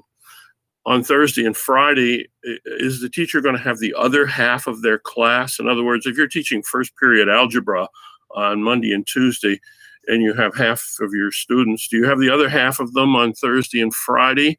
And are you simply repeating what you did on Monday and Tuesday again on Thursday and Friday? How does that work? Yeah, good question. So the answer is no. So you have both groups in front of you on that Monday. We'll use that as an example. Half of them are sitting there in front of you, and half of them are on your screen through Google Meet. I love it. That answers my question right there. I love it. Thank you. Yep. Terry? I have a couple questions. This actually goes to both of you. You both said that homeroom is going to be incorporated into period 1. So does that mean that period 1 will be longer, or how are you going to work that? Right, from the high school standpoint, Matt referred to there may be some slight manipulations of our schedule. Where I see that is I would anticipate early period will start slightly later because it's going to take more time for our students to get into the building. And I would anticipate first period starting slightly earlier to incorporate the homeroom period and then transition into first period. So it's not going to change our transportation at all. It's going to be an internal change of just a few minutes here or there. And quite honestly, I think we're going to have to live with it for probably a couple weeks until everything solidifies, and then we'll communicate the details of the time changes. And then, Bill, Matt, sorry. Oh, well, I was just going to answer for the middle school perspective. What we're going to do is we have homeroom from 7:55 to 8:01, but the students start heading up to their lockers at 7:45. So that gives them 10 minutes at their lockers to gather what they need, then go to homeroom. Our homeroom is only 6 minutes, and they go to first period. So the change would be now the students won't need to go to their lockers. So once that 7:45 bell rings, the students can start heading right up to their homeroom. So that homeroom period, if anything, will actually be a little bit longer, which we like, because we're thinking that in the beginning of the school year, especially, there's going to be some extra announcements to make, extra procedures to talk about. And then when that bell rings to signal the end of homeroom, rather than going out in the hallway, they're already in their first period class with their teacher. So we're not really getting rid of it or changing anything. It's just they're not going to have to move. Now, what we're still working out are the details about what about the students who start off their day in phys ed one day and business the next day and art the next day if it's their special. So that's where we're coming up with a plan. We don't have it totally figured out yet, but we are definitely going to do that whenever possible. Okay. Are you anticipating needing extra time for the change of classes since you're going to be staggering people in the hallways? We had discussed that and about increasing the time between the hallways. And we decided that now that the students won't need to go to their lockers, that's always what took so long. And if you know the makeup of the building, which I know you all do, for example, the 5th grade hallway, the 5th graders for really 5 of their 8 periods are within 60 feet. Their classrooms. So even though we are going to, let fewer students in the hallway at a time, and theoretically there's going to be 12, 13 students in a classroom, so if you let a couple go at a time, without them stopping at their lockers, we're thinking that they should still be able to get to the class. But obviously we're going to work with the teachers and we're going to be flexible at the beginning. And those are the type of things that we'll adjust if need be. And Jessica, I had heard some schools were toying with that idea. But one thing that quickly came to my mind is we can't necessarily stagger release by class, because ultimately they're ending up at someone's door and bottlenecking at someone's door because our students don't have the same schedule. So I think on top of what Matt said, we're going to have half the number of students in the building. So the traffic flow is going to be far more efficient than it would be in a traditional setting. So again, I think we're going to be okay. If not, we'll adjust. Thank you. Judy? Oh, Terry, we'll go back to you because you still had more questions. Yeah, that's okay. Come back to me. Okay. Is Terry all set? You're all set, Terry? I'll ask him later. You can keep going, Jill. I just had a quick question. If both middle and high school, if you're not using your lockers, are you carrying all your supplies with you all day? May not be so much for a high school kid, but it might be for a 5th grader. Right. Well, part of the reason that we've changed a lot of the supply lists is they're just going to have one binder. And then they'll have some folders in there, and just the increased use of the Chromebooks as well. So I don't think they're going to have a lot of supplies that they'll carry with them. Are they going to pick up the backpack then and take it? Is that? Oh yeah, they're going to keep their backpack with them all day. Yep, absolutely. Okay. They're just going to keep their bag with them. Right. I can see an organizational dilemma growing. Just a thought. Yeah, well, and we've built in some additional organizational skills for our 5th graders, especially, and some of the executive functioning and different things like that we have in place. So, but it's definitely something that we will work, and support the students with. But yeah, that's definitely going to be a challenge. There's no doubt. And something that's involved. Oops, sorry, Judy. No, go ahead. I was just going to say something that's evolved at the high school level is students are traditionally now leaving their textbooks at home. Textbooks, many of them are online. They're using their Chromebook to access those textbooks. So the students are going to have to be a little bit more disciplined as to what Matt is saying, not have a full binder for every class. But I think, again, with the fact that we're able to give every student a Chromebook, that's going to help, just help them out with carrying less on a daily basis. Oh, I think that's true. The only other thought I had, and I'm thinking more of the high school, but this definitely could apply at middle, would have with my students, is the anxiety disorder with some kids, that you really have to take that into consideration, not allow them to be punished if they need free mask time or something like that, because that shouldn't be a punishable offense. Just my thought. No, Terry, I couldn't agree. I'm sorry. I was going to say I couldn't agree more. And one thing that's encouraging is we are in the interview process for social worker that will be here at the middle school, and that's something we've talked a lot about supporting the students. And we're nearing the end of that process, and we're very excited about the candidates that we have. It's wonderful. Yeah, I did very excited. Some movement with special ed to the high school. If I can just jump in, I met with all of the mental health team yesterday, counselors, psychologists, social workers, exactly about the changes they need to make in response to how they do their job in a COVID world. So we have another meeting where we're actually going to come up with some kind of guidelines and communication. But it's basically they're going to keep doing the good work they're doing, but do so recognizing that obviously we're living in a pandemic and a time of civil unrest. And so there's certain things that need extra attention, and they are fully on board and they're all in terms of doing this the right way. Did you include your nurses in that? Not in that one because it was specific to the counseling plan, but they are part. We now are going to grow into it.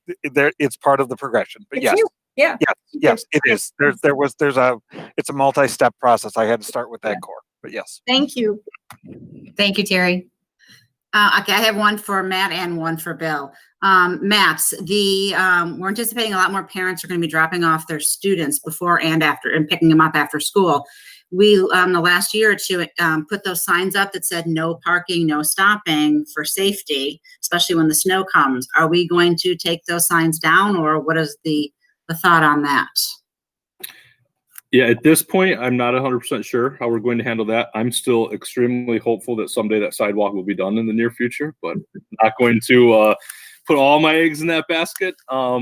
Really, that was just an issue in the wintertime. Right. So what I'm thinking, and Doug and I have not spoken about this yet, but my initial thought to that question would be that we would remove those at this point in time, or would we let it run for a few days and see? Because I really do feel like that sidewalk's going to make a huge impact. So many times in the morning, only 3 or 4 cars would drop off their students. So what we're going to do now that it's all paved is we're going to hopefully have some signage out there to really encourage the parents to go much closer to Main Street to drop their child off. So hopefully we can have 10 or 12 cars dropping their student off rather than 3 cars at a time. So I guess where I'm at right now is that debate of, do we run it for a few days and see if we need to remove the signs, or do we remove the signs and then anticipate changes once the weather changes? So those are things that's on like that list of something that we definitely need to discuss for sure. Right. I know that's been a big issue with the safety committee. Yes. Bill, music lessons. Are we still going to be doing music lessons? Yes. Okay. We'll leave it at that. Thank you. And schedules for the high school can be expected when? How are you thinking? September 9th at midnight. My assistant principal is working on it, so when they're done with it, I will let you know. Thank you and good luck. No, I'll be serious here.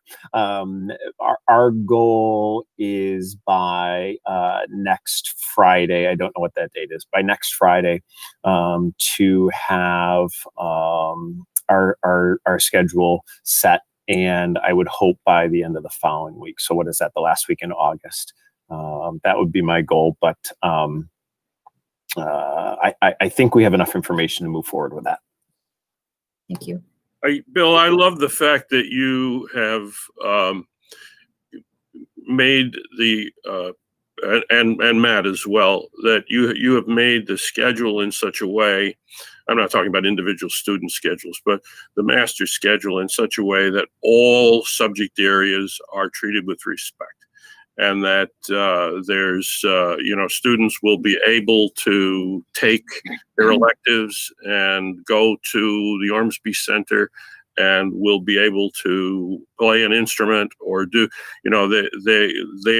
it will be as normal as possible for those students under the new circumstances. So thank you for taking that into consideration, because there could be pressure to say, well, this is not so important, let's not worry about it.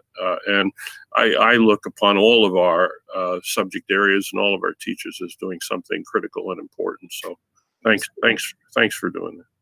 I'd just like to say thank you to all of you. You've worked hard on this, and just keep up the communication with the public. I know they're worried. They're human and they're worried, and that's all there is to it. So just keep up that communication. One thought I had for Brian, just a thought. I would love to see total numbers. I'm hearing a lot of parents are going private school. I'd love to see total numbers of what we had projected to have and what we end up with. Yeah. Thank you. Yeah, Judy, we're starting to collect that information. How many parents have decided to homeschool? How many parents may be leaving to look for a private school?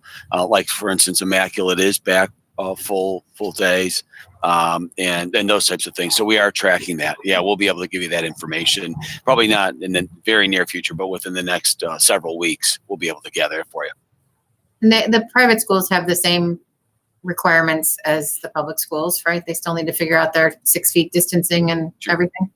Yeah, Apparently, they have bigger classrooms because they're saying they're having up to 18 kids in a room in Immaculate 6 feet apart and may not require masks.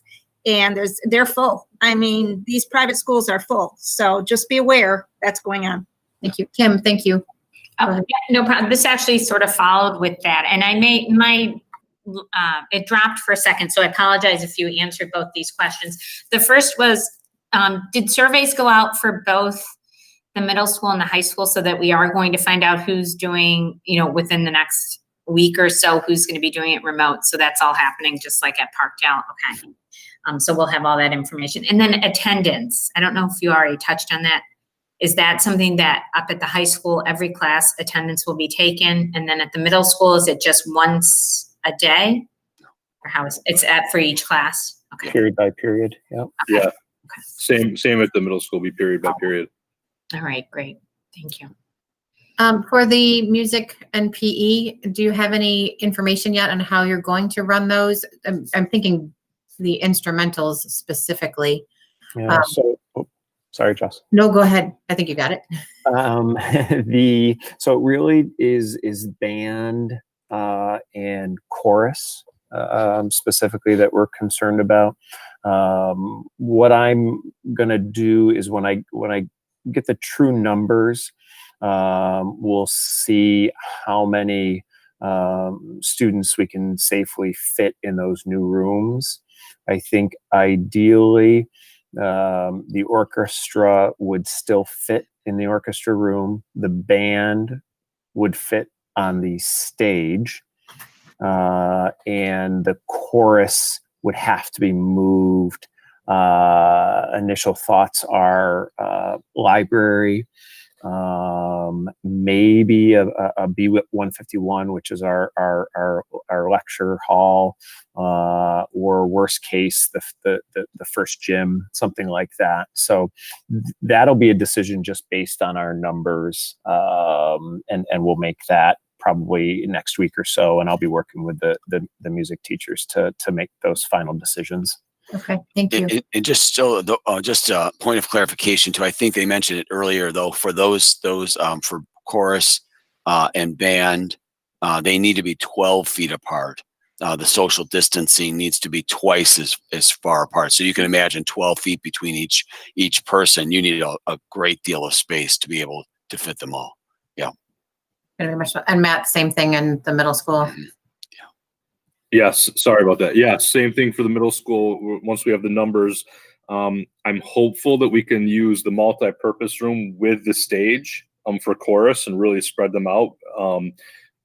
I'm fairly certain we can do that for one of the choruses. The other chorus, I'm not sure yet, but considering half of the population is there, we may be able to do that.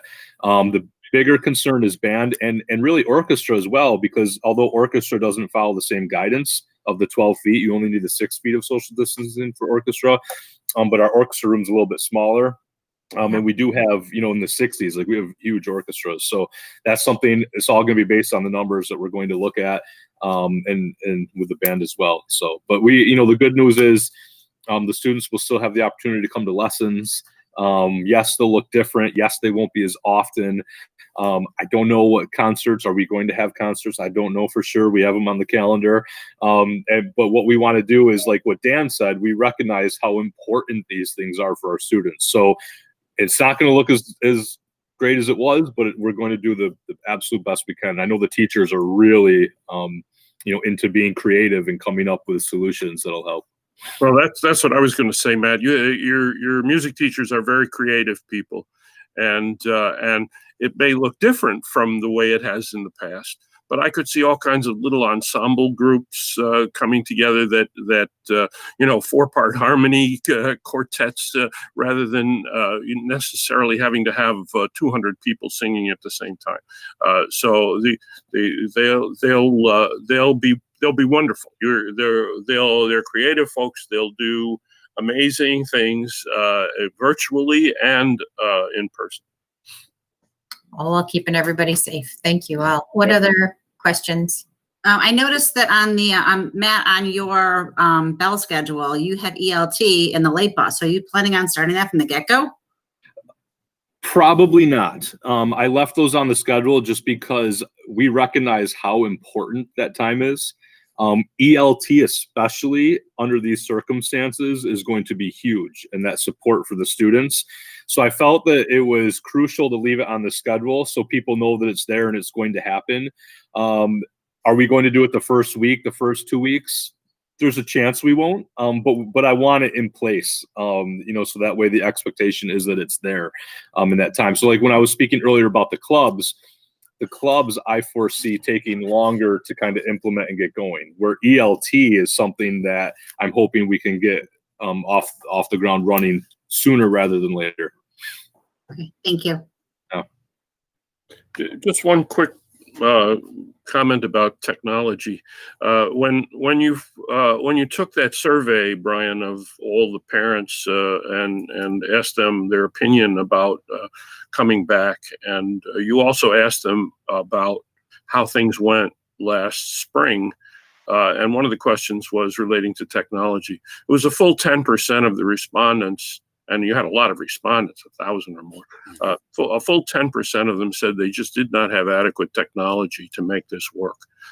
So I would appreciate the fact that your slides indicated that you have some options for folks.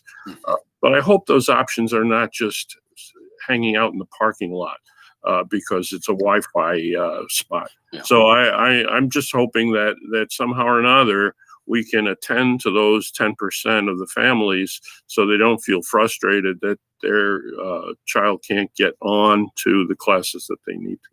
Dan, I think what happened is when we did a survey early on, and then people realized that almost all parents said that they had a device and access. I think almost everyone. But then they realized that the devices they had at home weren't adequate.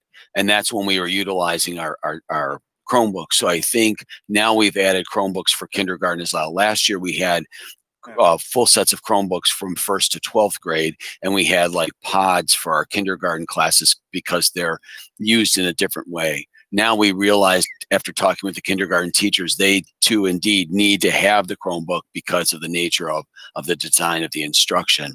So we've done that, and they will have Chromebooks now K through 12, so everybody will have a device.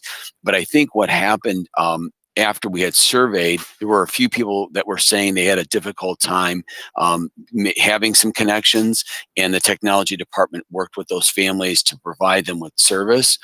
We also lit up our parking lots so that people could work here as well. But I think over time, what people realized is that their service really wasn't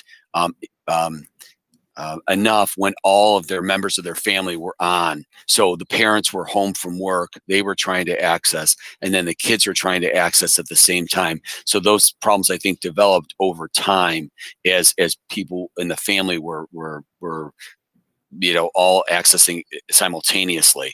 And so like you said, early on, I think we were at zero. I think all the questions that we received were taken care of.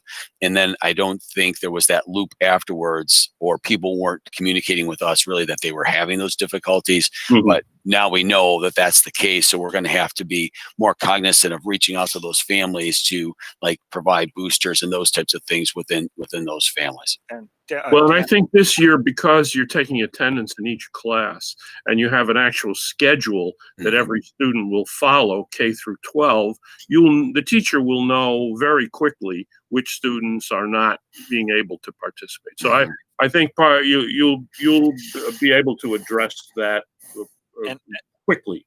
And on that topic, Dan, this is obviously a statewide issue. There's areas very rural in the state that have much more internet issues than we have here. So all of the RICs together, the regional information centers, have come up with a tech solution. So again, kind of like the safety, we're doing layers that, yes, the parking lots will remain active. Yes, there's ways we can connect you to a internet provider, and there's free and reduced internet services that way. But there's also a way for places where internet just doesn't reach, or none of those other solutions work, where there's actually now through a COSER an ability for a technician to provide access at an extremely affordable cost to certain families that meet certain qualifications. So again, it's that layered approach of belt and suspenders when it comes to this stuff. So there's no one size fits all, but I will say both from a tech side and also from a teaching side, which I know I heard a lot from parents as director of curriculum instruction. We did the best we could. Our teachers did great. In fact, I would say our teachers did better than our peers, but I don't think anyone was thrilled with what we did. And that's where you're going to see the remote teaching of the fall is not going to be what the remote teaching of the spring was, both in terms of technology, but also in terms of pedagogy. You're going to see a huge growth in those areas as we get up and rolling there. I definitely think that's accurate, and it's important that we communicate that to the public, because like Judy was saying, and a couple other people, you hear a lot of people talk about maybe private school, maybe homeschooling, maybe this. There's no reason for us to lose one student. You guys do a phenomenal job, and you're going to deliver something superior to anybody else. I'm confident of that. And we did a lot of kind of what we called autopsy of the spring and lessons learned and what went well and what needs to improve. And again, even as the summer felt like it only lasted a microsecond, we have grown tremendously in terms of our technical capabilities, but also in terms of our pedagogy, our approach, our expectations for students. So, it's obviously it's going to be a work in progress, and we're going to always have to dance around the path of the virus. But we're not looking just to repeat what we did in the spring, and that doesn't take away from the good work that anyone did. But like anything, it's a part of a professional learning community. We've grown, and we're going to come back better and stronger than we did in the spring, when we just kind of had 48 hours to figure it out. If we or when we go to full-time or have to go to 100% remote, will the kids follow the same schedules that they're given coming up in the next couple of weeks? Yeah, so that was the nice part of our main underlying piece of schedule building was our ability to pivot. So that's why we needed to stay on a 6-day A through F schedule. So regardless of whether we're all here, whether we're half here, whether none of us are here, that schedule continues to churn. So we had talked about doing block scheduling, things like that. But then if the kids come back on a random Tuesday when the virus goes away, then you have to rebuild your entire master schedule, grades, classes, rosters. We decided to err on the side of a schedule that basically easier said than done, but on a day's notice, we can pivot without losing the instructional momentum of it all. Good, thanks. Thank you. In theory. Other questions? I have a question about, I know after this retreat, you're meeting with the teachers. Are you meeting with just the teachers or teachers and aides?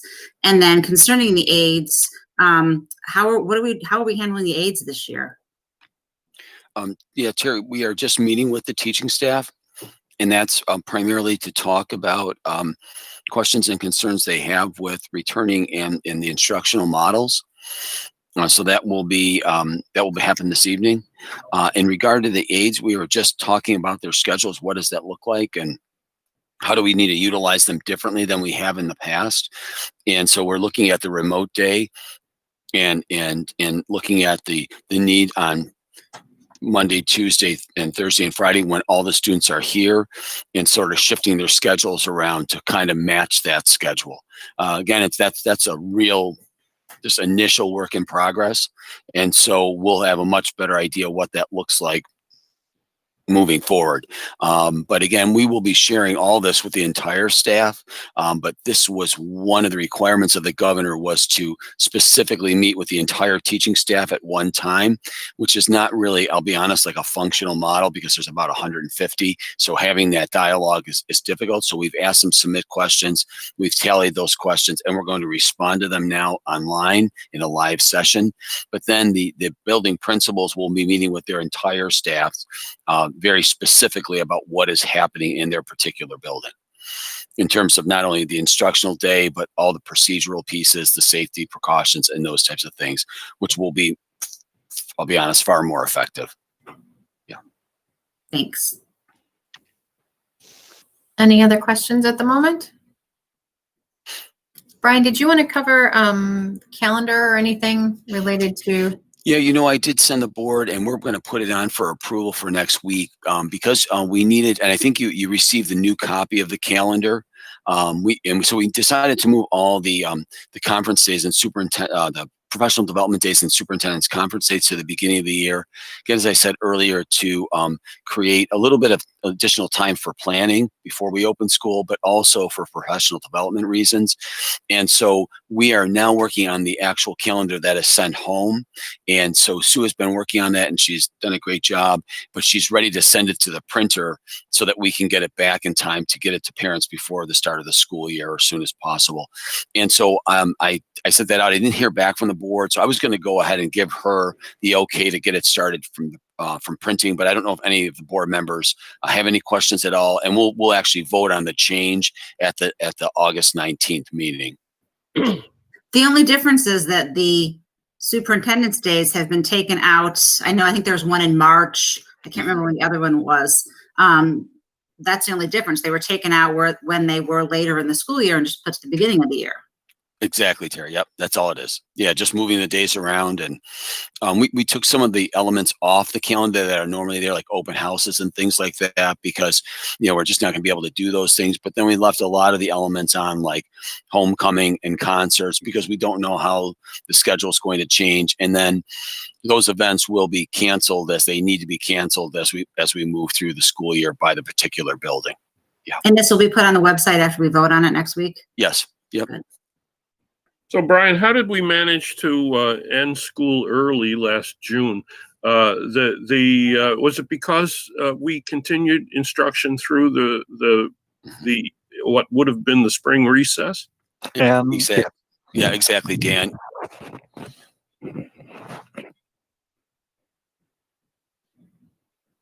By counting the days through the April recess, exactly. Yeah. So we had the 180 days. Yes, we did. Right. Yeah. And we met the contractual days as well of 188 days for teachers. So the kids, and that's why the kids ended up on that Friday. I think it was like June 10th. And then the staff had 3 more days to hit the 188. So that does bring up a question for you, Brian. Do any of the things that were announced today regarding how these 3 schools will function, do they have any contract implications? No, I mean, there's I guess some, I don't think there's contract implications exactly, Dan, but just the idea of just coming to an agreement of what actually the days will look like, the number of hours and the number of days in the year, that is tied to the contract. So we do have to abide by that, the length of the day. Yeah. But besides that, most of the stuff is just. Oh, Brian froze. I'm sorry. Oh, what happened? Oh, you were frozen up there, Brian. Oh, I'm frozen. I'm sorry. No, you're okay now. Can you see me now? Okay. Yeah. So I don't know where I left off, but yeah, the length of the day and the number of days is a contractual issue. But the other elements that we're changing in terms of the logistics and the function and the schedule of the day, that's just something we're trying to work the details out, because it is different than what they've done in the past. Yeah. Great. Does anyone have questions? Yeah, I'm sorry. Okay. Brian, I'd just like to thank you and your team. This is an incredible effort and undertaking, and I know you've worked so hard. I know the community is anxious, and it's great to have the information out there. Thank you to everyone for your patience and hard work and dedication. I I wish you the best with the teachers tonight. I'm sure they are also anxious, just as we all were and the parents all are. There are no easy answers. Pandemics are terribly inconvenient and not conducive to easy education. So thank you for balancing the safety and the educational priorities. And go ahead, Mark. Just for, there's been about 50 people watching us out in TV land, all the way up to mid 60s. This presentation, all three presentations, Jessica's, the middle school one, and then the high school one, which looks very similar to the middle school one, which we didn't go over today. That's where Bill chimed in, but there is a separate PowerPoint for that. Those will all be put on that COVID page tomorrow. We released it to the board now, to the teachers tonight, and then all of that.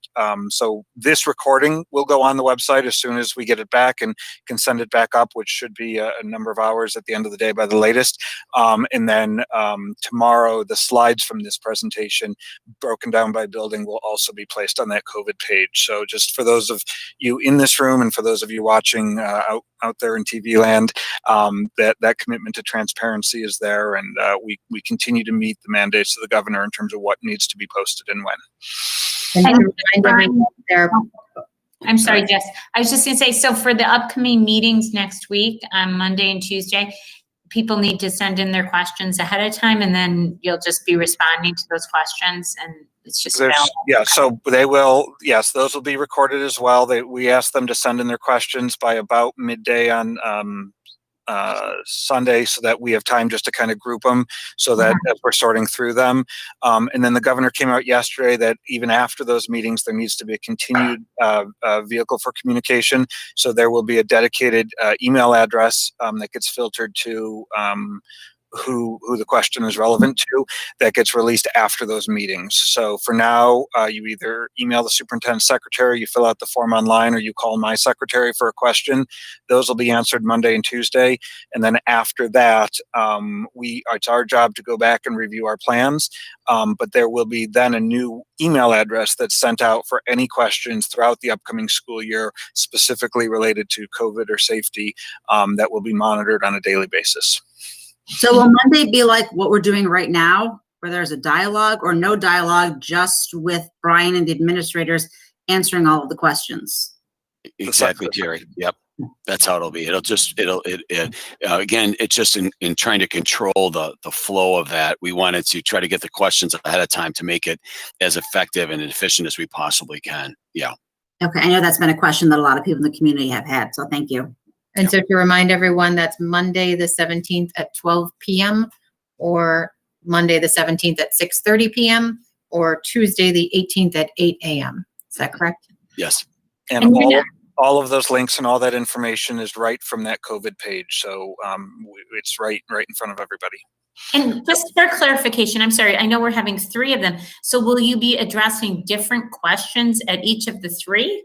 Okay, so no, but we're asking folks to signify which one they're planning on watching. From what we've seen, the questions cluster around the same clusters. So if there's a very unique question, we'll make sure it specifically gets answered in that one. But there's probably big picture, there's probably about 8 questions that everyone's asking. And so we'll make sure that those topics get addressed in all of them.